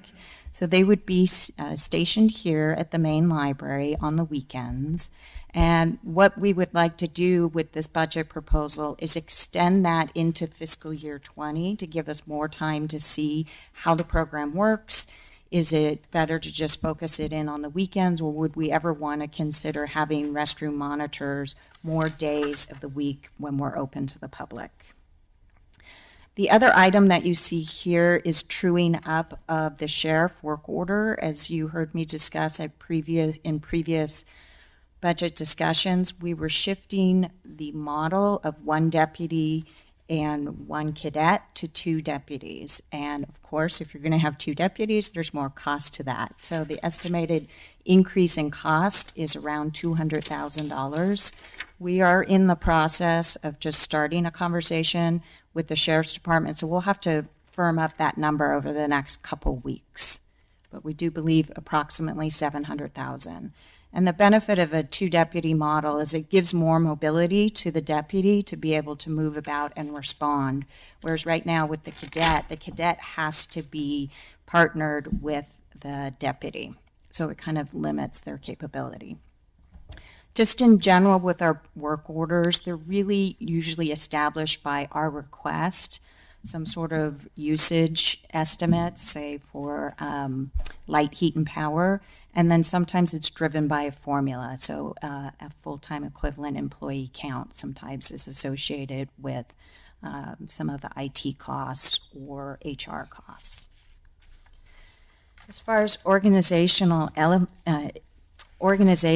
excellence, really the key focus here is on staff development and efficiencies. You'll see some investments both with our work order with DHR for training, but also an investment for our IT staff in training and development. And particularly with IT, it's trying to be responsive to cybersecurity and ensuring that we're really trained up, and in particular, that our IT staff are trained up and able to keep everything safe and secure.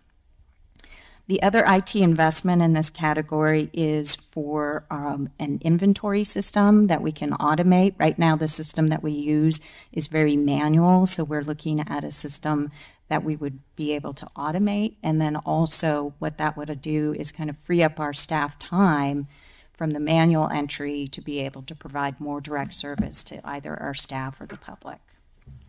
And then the other area I want to call your attention to is investing in this SF Fellow program.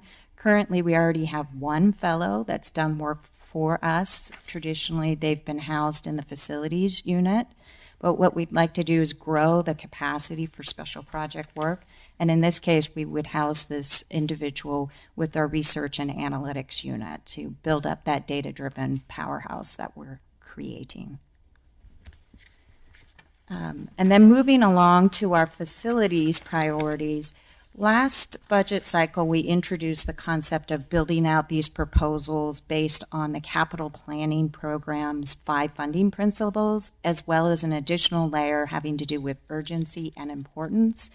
We use this framework for all of the facility proposals, so you'll see items in the list that, you know, one might argue that's not really capital, but we thought just for consistency purposes for facilities maintenance and infrastructure related activities, or the kind of activities that facilities oversees, this was the structure that we wanted to use. So that's why you'll see a slightly different configuration for the ideas and proposals from our facilities division. As far as the mandate proposal, what we're doing is taking a true up of what we need to have for uniforms for our staff per MOU requirements. And then for our custodial services, we're looking at converting from a lease scenario where, you know, our custodians have uniforms and then they turn them in and they get them cleaned and they come back, to a purchase scenario. And this was vetted through an internal staff group, and that was the direction that they wanted to go. Some other investments on safety have to do with expanding the vehicle fleet for our safety and security unit. So making sure that we have enough vehicles so that folks can go out and be responsive to wherever the security services are needed.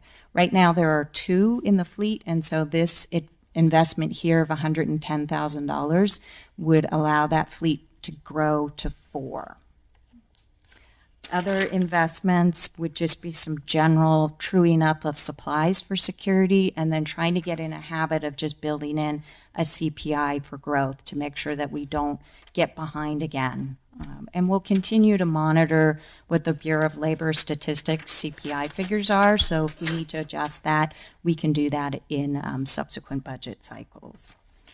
And then one other category here is about FF&E, furniture, fixtures, and equipment refresh.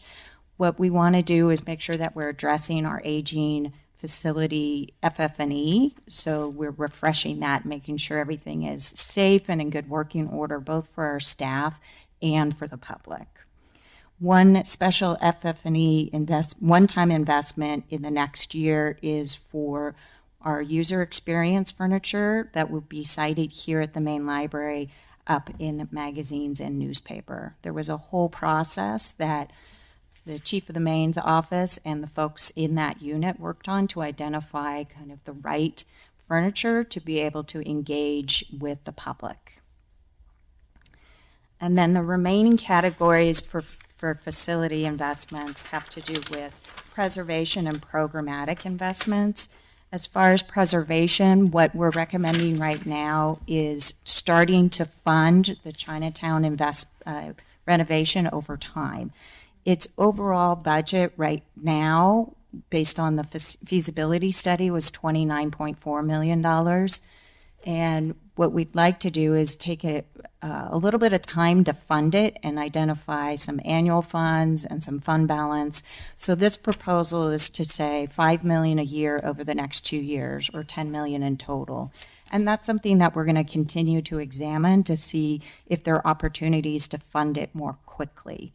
but we wanted to take a conservative approach, especially since I hadn't received all the revenue information from the controller's office. And then the final investment here that I want to call your attention to is creating an FF&E master plan. And we talked about this with the commission last year. What we want to have is a database with inventory of information about all the FF&E we have in the branches.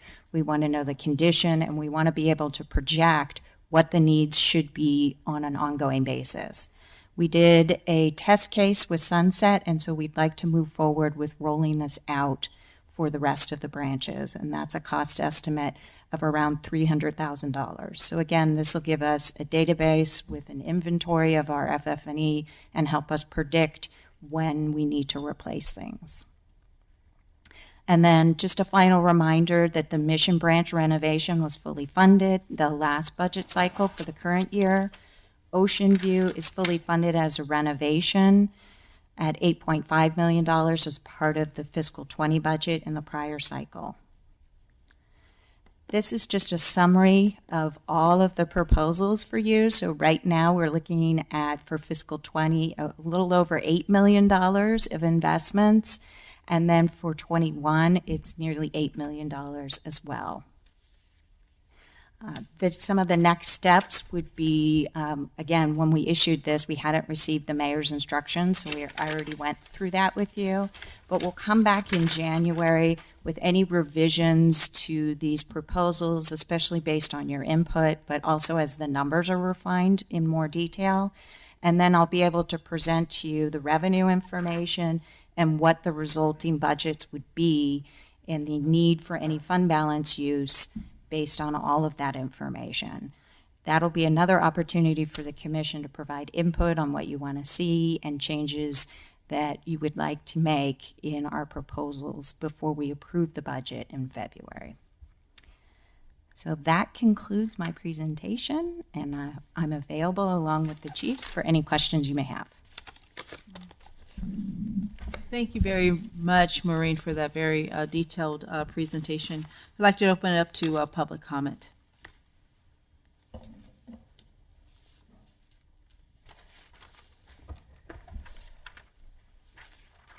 Peter Warfield, Executive Director of Library Users Association. It's very distressing to hear that books aren't even mentioned in this anywhere. If you want to expand the concept to collections, the only thing that we see is an expansion of ebooks by 25% and something about furniture for the newspapers. You know, I think that the management of newspapers would be greatly improved. We have no idea what we're talking about here for $100,000. When I walk into a branch, there's no daily paper from today in most branches that I've walked in on. Some of them have them behind a closed desk, and you have to know to ask for them. The New York Times Sunday edition, for example, is split up so that you can't even find and don't even know when you look at it that there are pieces that are in the magazine section. It's a mess, and it destroys the concept that the New York Times has taken a lot of time and a long tradition of preparing for the reader. The sections are stapled together so that you can't pull them apart or even read often the center columns.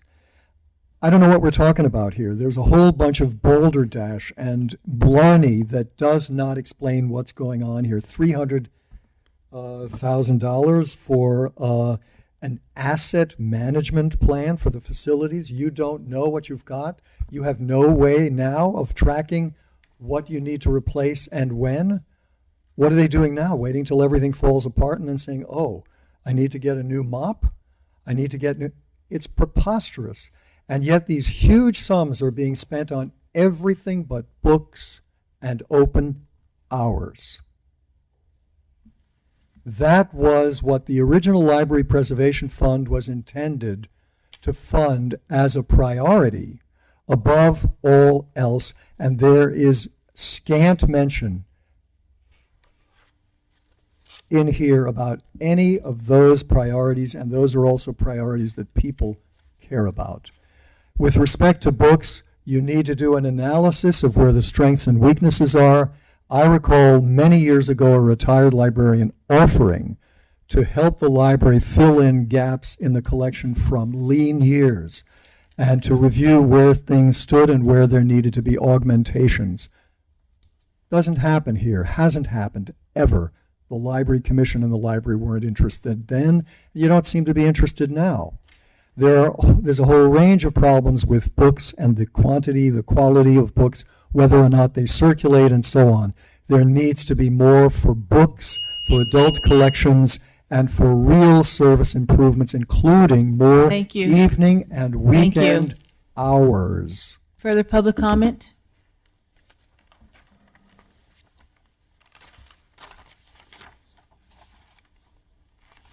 Seeing that there's none, we're going to open it up for commission discussion on the budget of 2020 and 2021. There's no action from the commission at this time. Commissioners, you have questions for Maureen Singleton? Yeah, I have one set of questions. First of all, thank you for walking through that. My biggest question is around just how the purchasing agreements with our e-collections providers or vendors happened, or how they're structured specifically. So, I mean, looking at the FY21 budget, it's now 10 million, and off of a 160 million budget, that's like 6.5% of the total budget. And given that it's increasing by 2 million, our sales rep must be very happy with us. But I'm curious about how that's structured. Is that priced based off of total downloads? Are you looking at individual titles? Like, how does that happen? And what's that process usually look like? Sure, that's a great question. I'm actually going to defer to our Chief of Technical Collections, and Shelley Cocking, so she'll be able to walk you through some of that and any other information about the budget.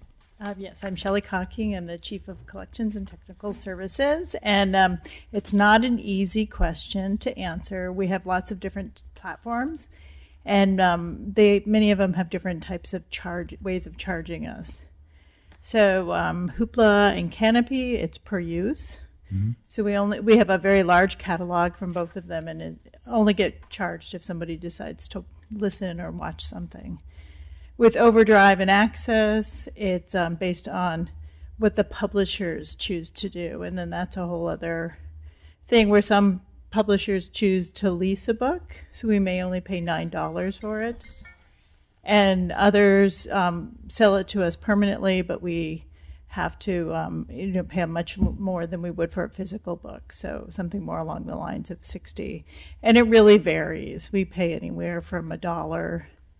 I think with audiobooks we might hit close to 100, depending on how popular. Like the Michelle Obama one was a little expensive because Penguin does know Random House knows that they can charge us a lot because there's the demand there. But that's true with the physical book too as well. We get charged more for those. So it's really varied. The big increase is we have, let me look at last year we had a 23.6% increase in circulation. So we have to keep adding to those funds because we want to make sure we can keep meeting the demand just as we do with physical collections. We treat everything exactly the same. And then of course we also want to add things. We have Kono, which is a new e-collection for magazines in Chinese and Japanese. We want to be able to add that new service. So it's a combination of the two things. Got it. And knowing that you may not have these kind of numbers top of mind, in your experience, what is the typical split of spend between something that's rented or leased or subscription, things like that, versus something that we buy? So we spend the most money for e-collections on things we buy. The model of paying per use is new. It's only been around a couple of years, but for both Hoopla and Canopy, that's where we're seeing a big increase because they add titles to their platform. If you haven't looked at Canopy recently, they have a lot of really great films, including Criterion, and then people go, oh, how nice, and then So what we started at when we first subscribed to it is constantly going up, and the same is true with Hoopla. But that's more audiobooks. The more they just have this huge amount of audiobooks, and our residents are preferring that in e-format rather than physical these days. So they definitely that's getting more and more expensive for us to be able to afford. Thank you. And we don't want to have to stop buying books in order to do that. So that's why we asked for the big increase. Makes sense. Thank you so much. Appreciate it. I would just like to say, without really drilling down into any of these items, that it seems like a very exciting, ambitious budget. And so many of the things that you're proposing, I think, really sound fantastic. I just hope that the city shores up its shortfall so that we're able to get all these improvements.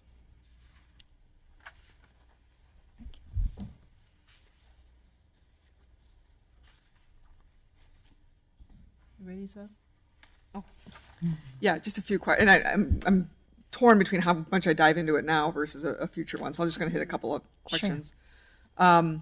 Just overall, the increased promotional and marketing budget to showcase award-winning public programs and services. Mm-hmm. $65,000 additional a year. Like, to me, that's not a huge priority. It feels like it's a lot of tooting our own horn, not necessarily outreach and getting new people. But that's just my priorities.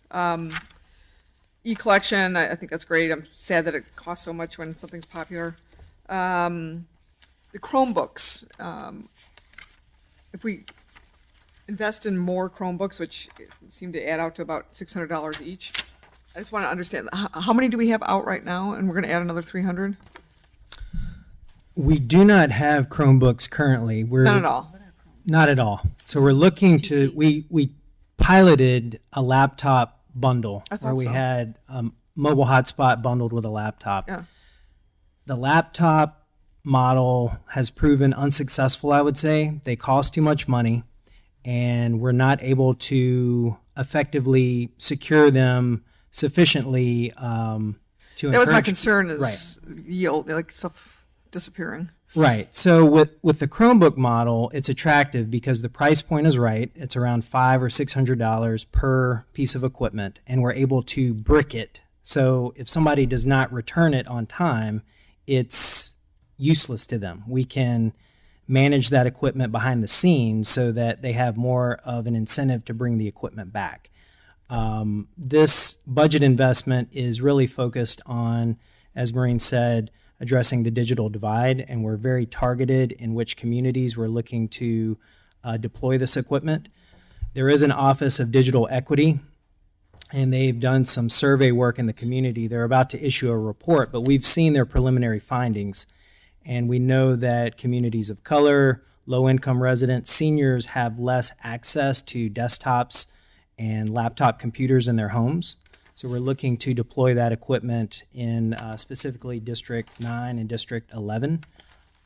So we feel that this will address equity and digital inclusion. And out of curiosity, you say that the laptop program didn't prove. I have some. What were our losses there? I do have that data. Before we throw another 300 electronic devices out there into the world, I would like to make sure we're not going to repeat mistakes. So we had 32 bundles out there, and 7 of those laptops are currently damaged, and we've billed 19 of those devices. Billed, what does that mean? That means they were not returned.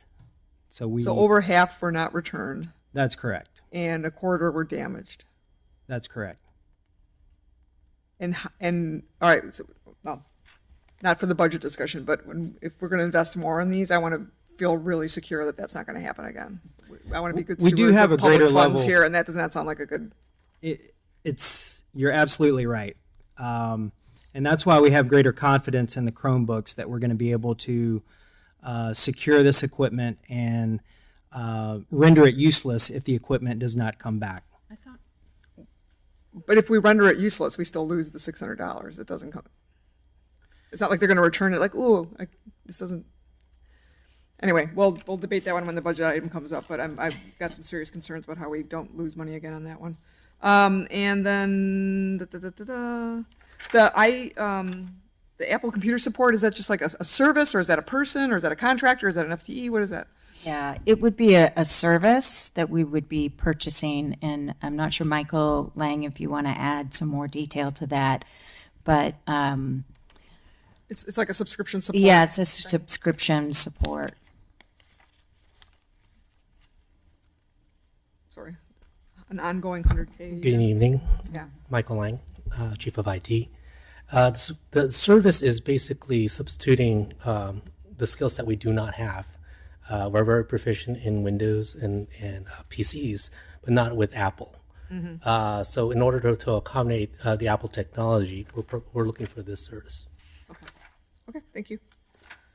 And do I have anything else?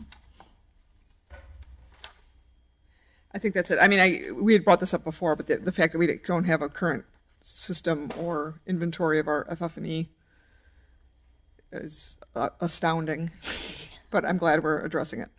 Right. Thanks. Further commission comments on the budget? Commissioner Lee's ready to go. Yeah, I see. Yes. A few observations. One is about the HR learning system. Mm-hmm. Surely the city, other departments also have a similar kind of a learning management system need. If it already existed, could it be piggyback onto it?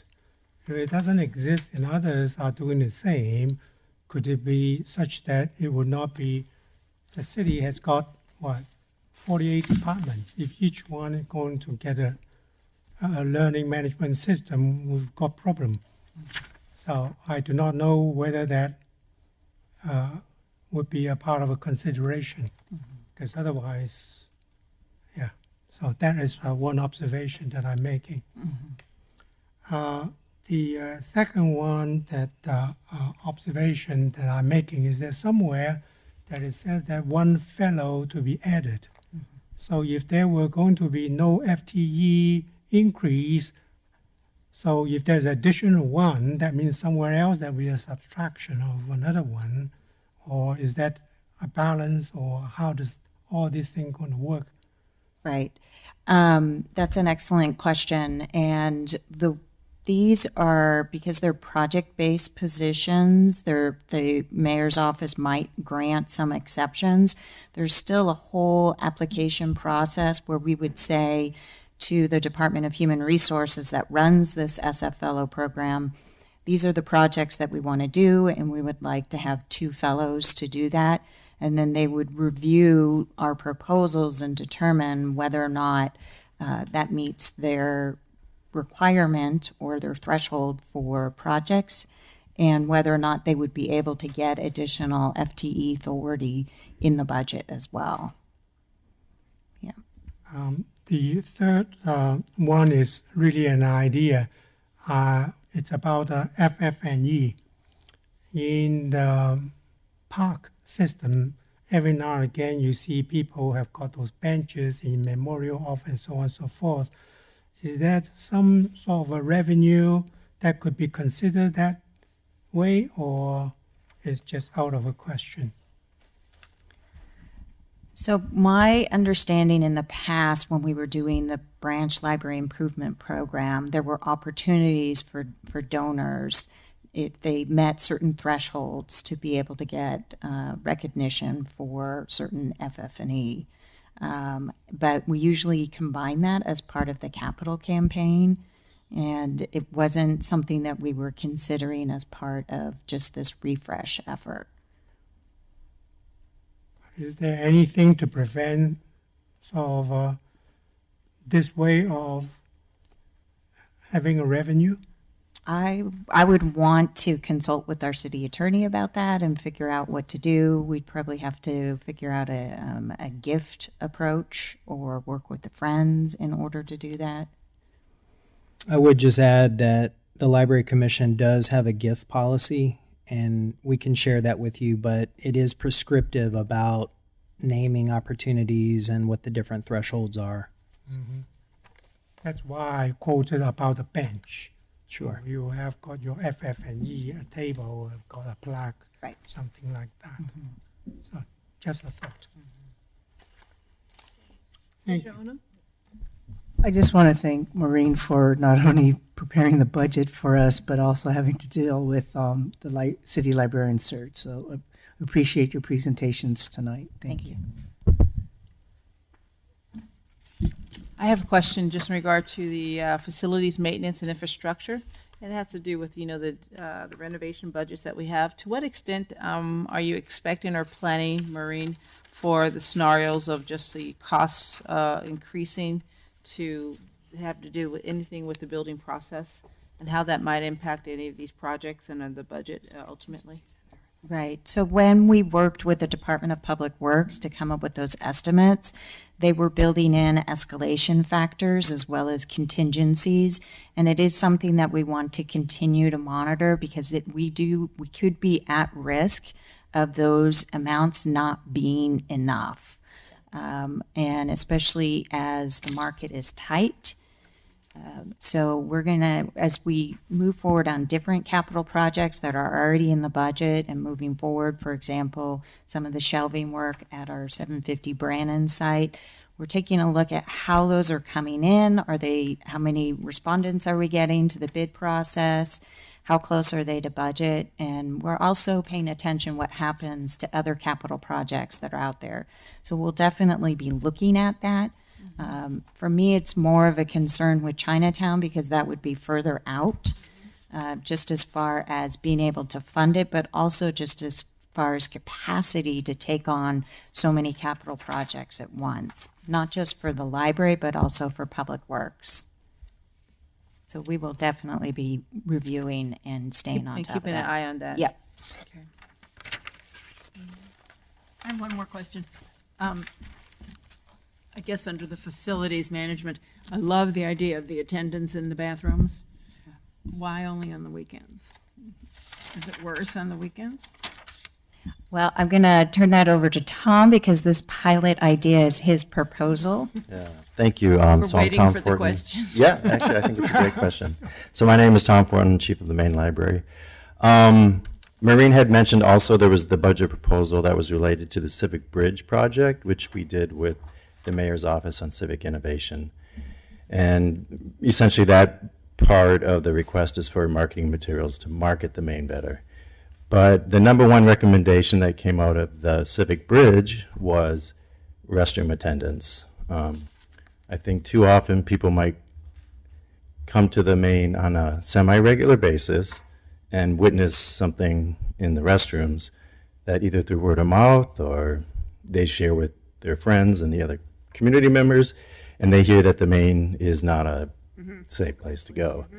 So, looking at addressing that issue, we're working with Public Works, and we're going to run a pilot with the Hunters Point Family Group, which is a private nonprofit that works with the city, and they are providing the pit stop monitors, which is the pit stop program, that the mobile restrooms in the Tenderloin area, and then also they have the stewards that are in the Civic Center Commons.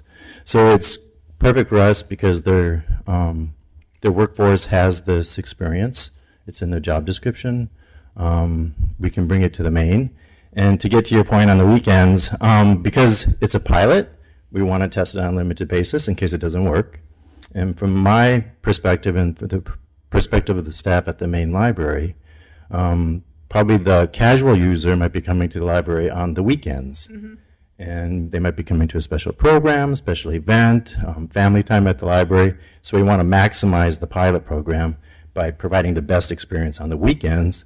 And then if we see some sort of improvement in the customer service environment, then we can expand it. Thank you. Sure. Can I ask a follow-up question on that? Sure. So if that's a pilot, does that organization have the capacity, if we did choose to expand to a 7-day-a-week, would they have the capacity to meet that need? Yes, and we've asked that very question, and yes, their response is positive. And is it a variable cost? So this works out to about $1,000 a day, right? 52 weekends, 100,000. Yeah. So would we just extrapolate that to say that it would cost, Mostly. Part of the sausage making on this is that for the pilot anyway, Public Works is carrying the agreement with the Hunters Point family. Okay. If we were to expand it and have it as a, service of the main library 62 hours that we're open, it's likely that we would have an agreement with Hunters Point family. So it would actually cost probably less because we're paying a premium to we wouldn't have to pay the Public overhead Works. to the Public Works to manage it. Correct. Okay. So we wouldn't pay that. We would just absorb that into our staff time here at the library. So it's kind of an exercise in extrapolation just to the number of hours that we would be open, but there's some other factors too. Great. But it wouldn't be more. In other words, it would be Correct. at that rate or less. Correct. Thank you. Oh, I have one more thing. I think that $65,000 is very appropriate for the marketing budget. Sorry.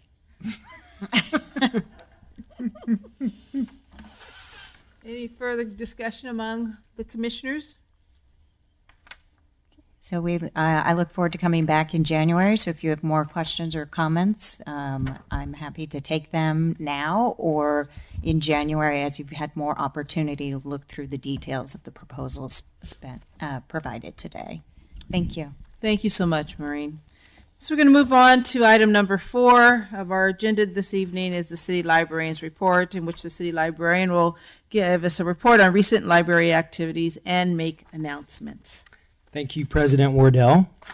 The library is 30 days out from implementing our revised hours of operation. You may recall that the Library Commission approved the modifications to our operating hours at the May meeting. The tagline for this implementation is Better Hours at the Best Library of the Year, wordsmith by our own Michelle Jeffers. She's not here right now. As you can see in designing our promotional campaign, we decided to play off the literary symbolism of the white rabbit from Alice in Wonderland and its connection with time. As a reminder, this activity is the culmination of a once every 5 years process to engage the community and modify our hours of operation accordingly to best meet their needs as governed by the Library Preservation Fund and the City Charter. As of Saturday, January 12, 2019, the library will be open 1,462 hours per week. That's 21% above the city mandate. We're extremely fortunate to have every library open every day, with all locations open a minimum of 50 hours per week. This cycle is notable because it represents the first time since the opening of the main library in 1996 that we've actually increased hours at the main. The Commission approved expanding hours of operation for an additional hour of service on Sunday evenings to allow us to stay open until 6 p.m., and an additional hour on Monday mornings, allowing us to open consistently Monday through Thursday at 9 a.m. For the branches, the modifications entailed reallocation of 18 low-traffic hours to high latent demand hours at 11 branches: Anza, Bernal Heights, Excelsior, Golden Gate Valley, Merced, North Beach, Potrero, Presidio, Richmond, Sunset, and Western Addition. With our partners in labor, we are contractually obligated to give staff 2 weeks' notice of a schedule change, and we recognize that schedule changes can be challenging for our library staff. The goal for this implementation was to give staff 2 months' notice, and we have been able to deliver on that effort. Managers and supervisors have been working collaboratively with the Chief of Branches and the Chief of Main to align staff schedules with the new open hours. As of November 12th, all department schedules were finalized, and all staff whose schedules are changing have been notified and received confirmation. So we're on track, and I want to thank all the staff involved, but particularly our workforce who will make some modest adjustments to their schedules. This is a heavy lift. Other activities include changing the door lock settings, light timers, HVAC systems. All of this will be set to match the new open hours. We'll have new signage posted at the branches and at the main. We'll have a PR campaign to install banners at the main and the branches, and we'll print bookmarks, posters, and flyers with the new hours. We appreciate the Library Commission's guidance and support of this endeavor over the past year. I'll conclude the City Librarians report by highlighting the Library Journal Directors Summit this past week in San Diego. I was proud to represent the city and county before a national audience and participate on a panel entitled Reinventing Inclusion. It was moderated by the executive editor of Library Journal, and I was joined by a colleague from San Diego Public Library. We both discussed our respective efforts to serve immigrants, but I also took the opportunity to spotlight San Francisco Public Library's approach to address equity and inclusion. In particular, I talked about how we celebrate the culture and diversity of San Francisco with authentic and meaningful programs. The highlight of the two-day event was the keynote Friday morning from our own Library Commission President, Dr. Mary Wardell Giraduzzi. She challenged everyone to get out of their comfort zones to truly address equity in our communities. It was extremely well received. The Twitterverse was lit up during her talk, and you can see some of the notable quotes that made an impression on the attendees. It was a wonderful event, and we were able to admire San Diego Public's grand new main library. And that concludes the City Librarians report. Thank you. Thank you, Michael. So at this time, I'd like to open it up to the commission for any discussion. We haven't done public comment? Oh, okay. I'm so sorry. It's public comment, please.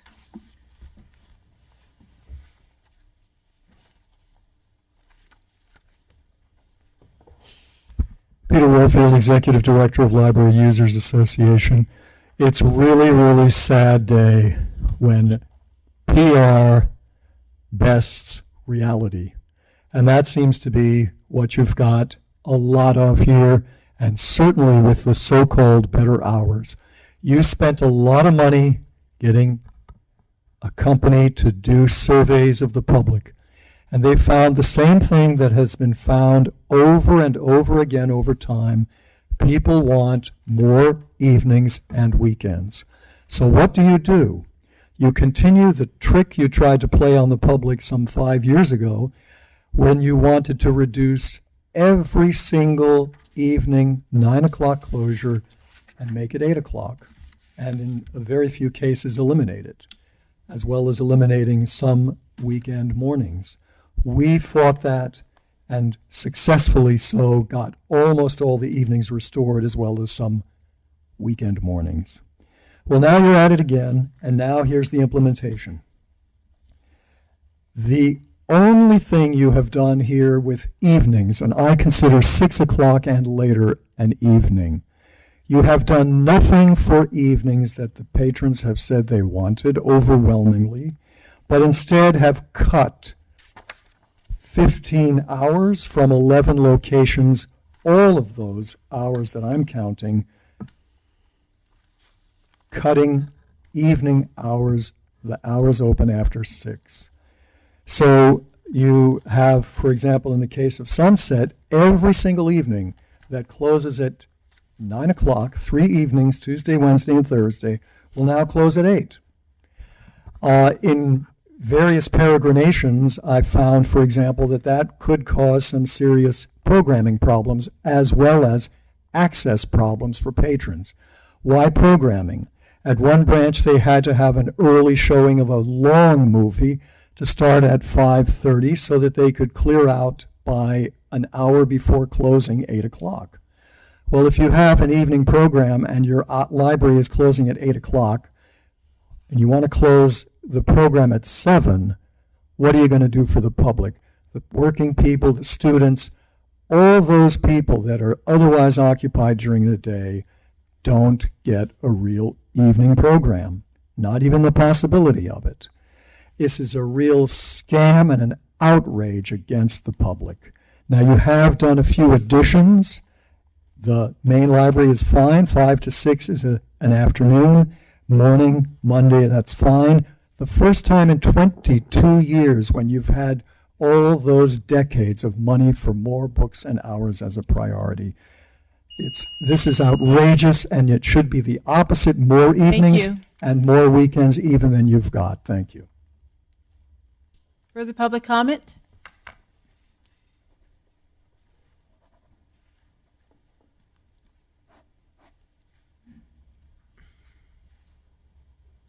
Good evening. Good evening. My name is Yoon Park. I'm here representing the Luke chapter of the SAIU 1021 labor. I've been working in the branches for almost 15 years. I started out as entry level and I am now in supervision.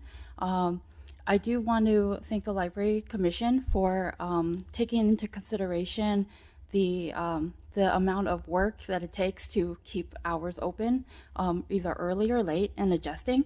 I do appreciate our management and our team to make these accommodations and also to listen to the staff. I would also urge the commission to think about the safety of our staff as well. Some of these neighborhoods are changing, and a lot of these branches that have periodically been open later are requesting that we close a little bit earlier because of the area. It may not be safe for staff to go home safely. And that is a major, major concern. Safety, security, and also security for our patrons. We don't want our patrons to leave our branch very late and then have something happen to them as well, because as a staff, we are also very invested in our community, and we are invested in the safety and security of our neighborhood. And so that's what I would like to ask the commission to kind of think about and to keep into consideration when we do all these proposals. Thank you. Thank you.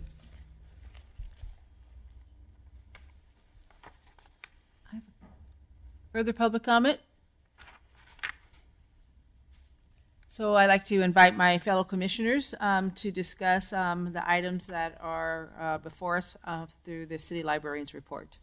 Yes, Commissioner Moll. This might be a tangent and it might not be appropriate for this time, but I was aware today that when the question is about additional hours or additional library open hours. So today, when there was a potential bomb threat in a neighborhood, I understand that the JCC on California evacuated to the Sacramento Library. Now, fortunately, it wasn't raining. Right.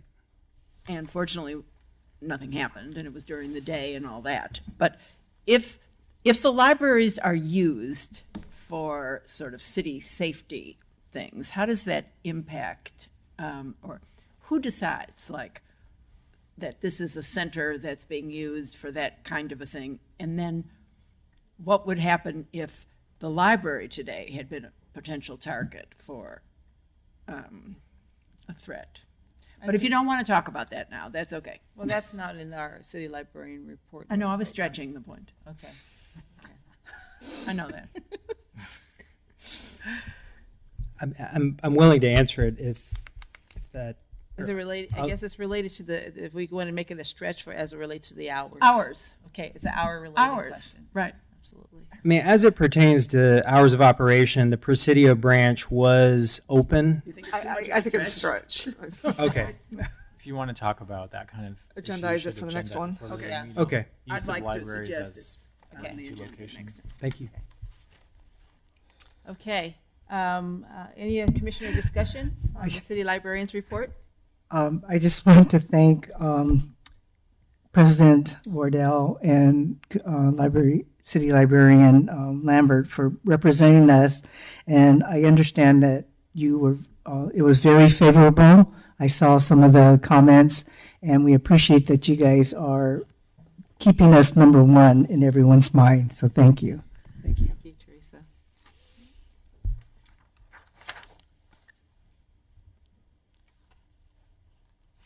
I think the librarian report is pretty awesome. Anything to add? Peter, John, or Zoe? Nope. All right. Thank you so much for that librarian report. Okay, we're moved to our final item of the agenda, which is adjournment. It requires a motion and a final public comment, so I'll invite our final public comment.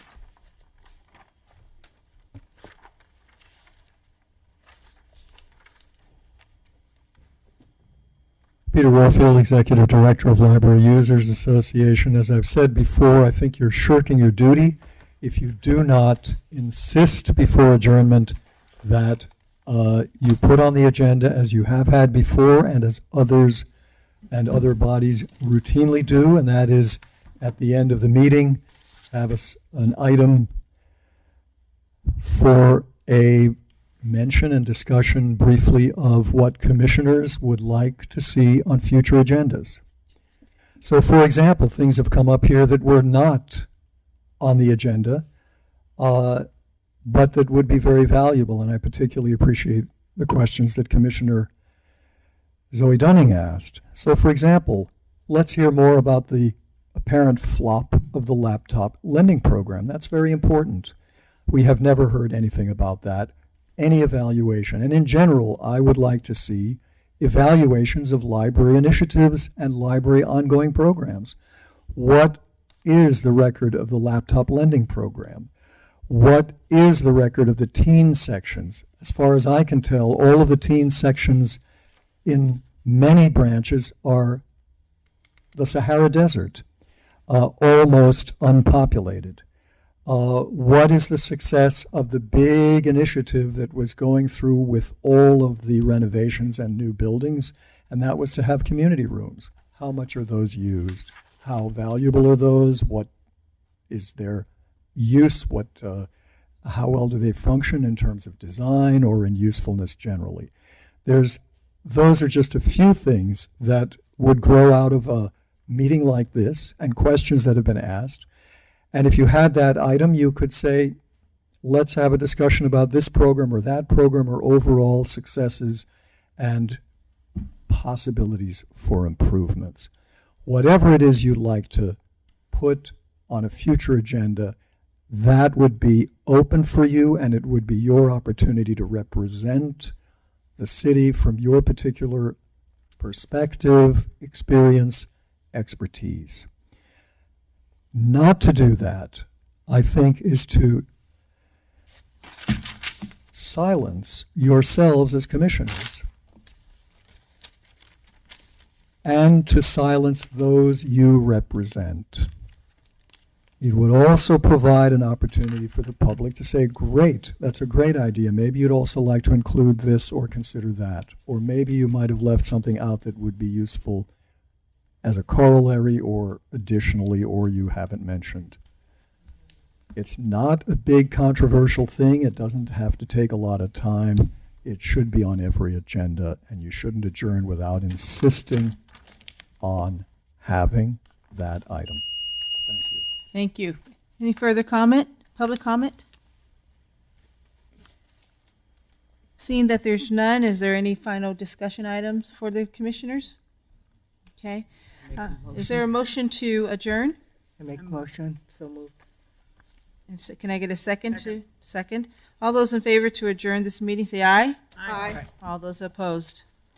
Thank you very much, as this meeting is now adjourned. Happy holidays. Happy holidays.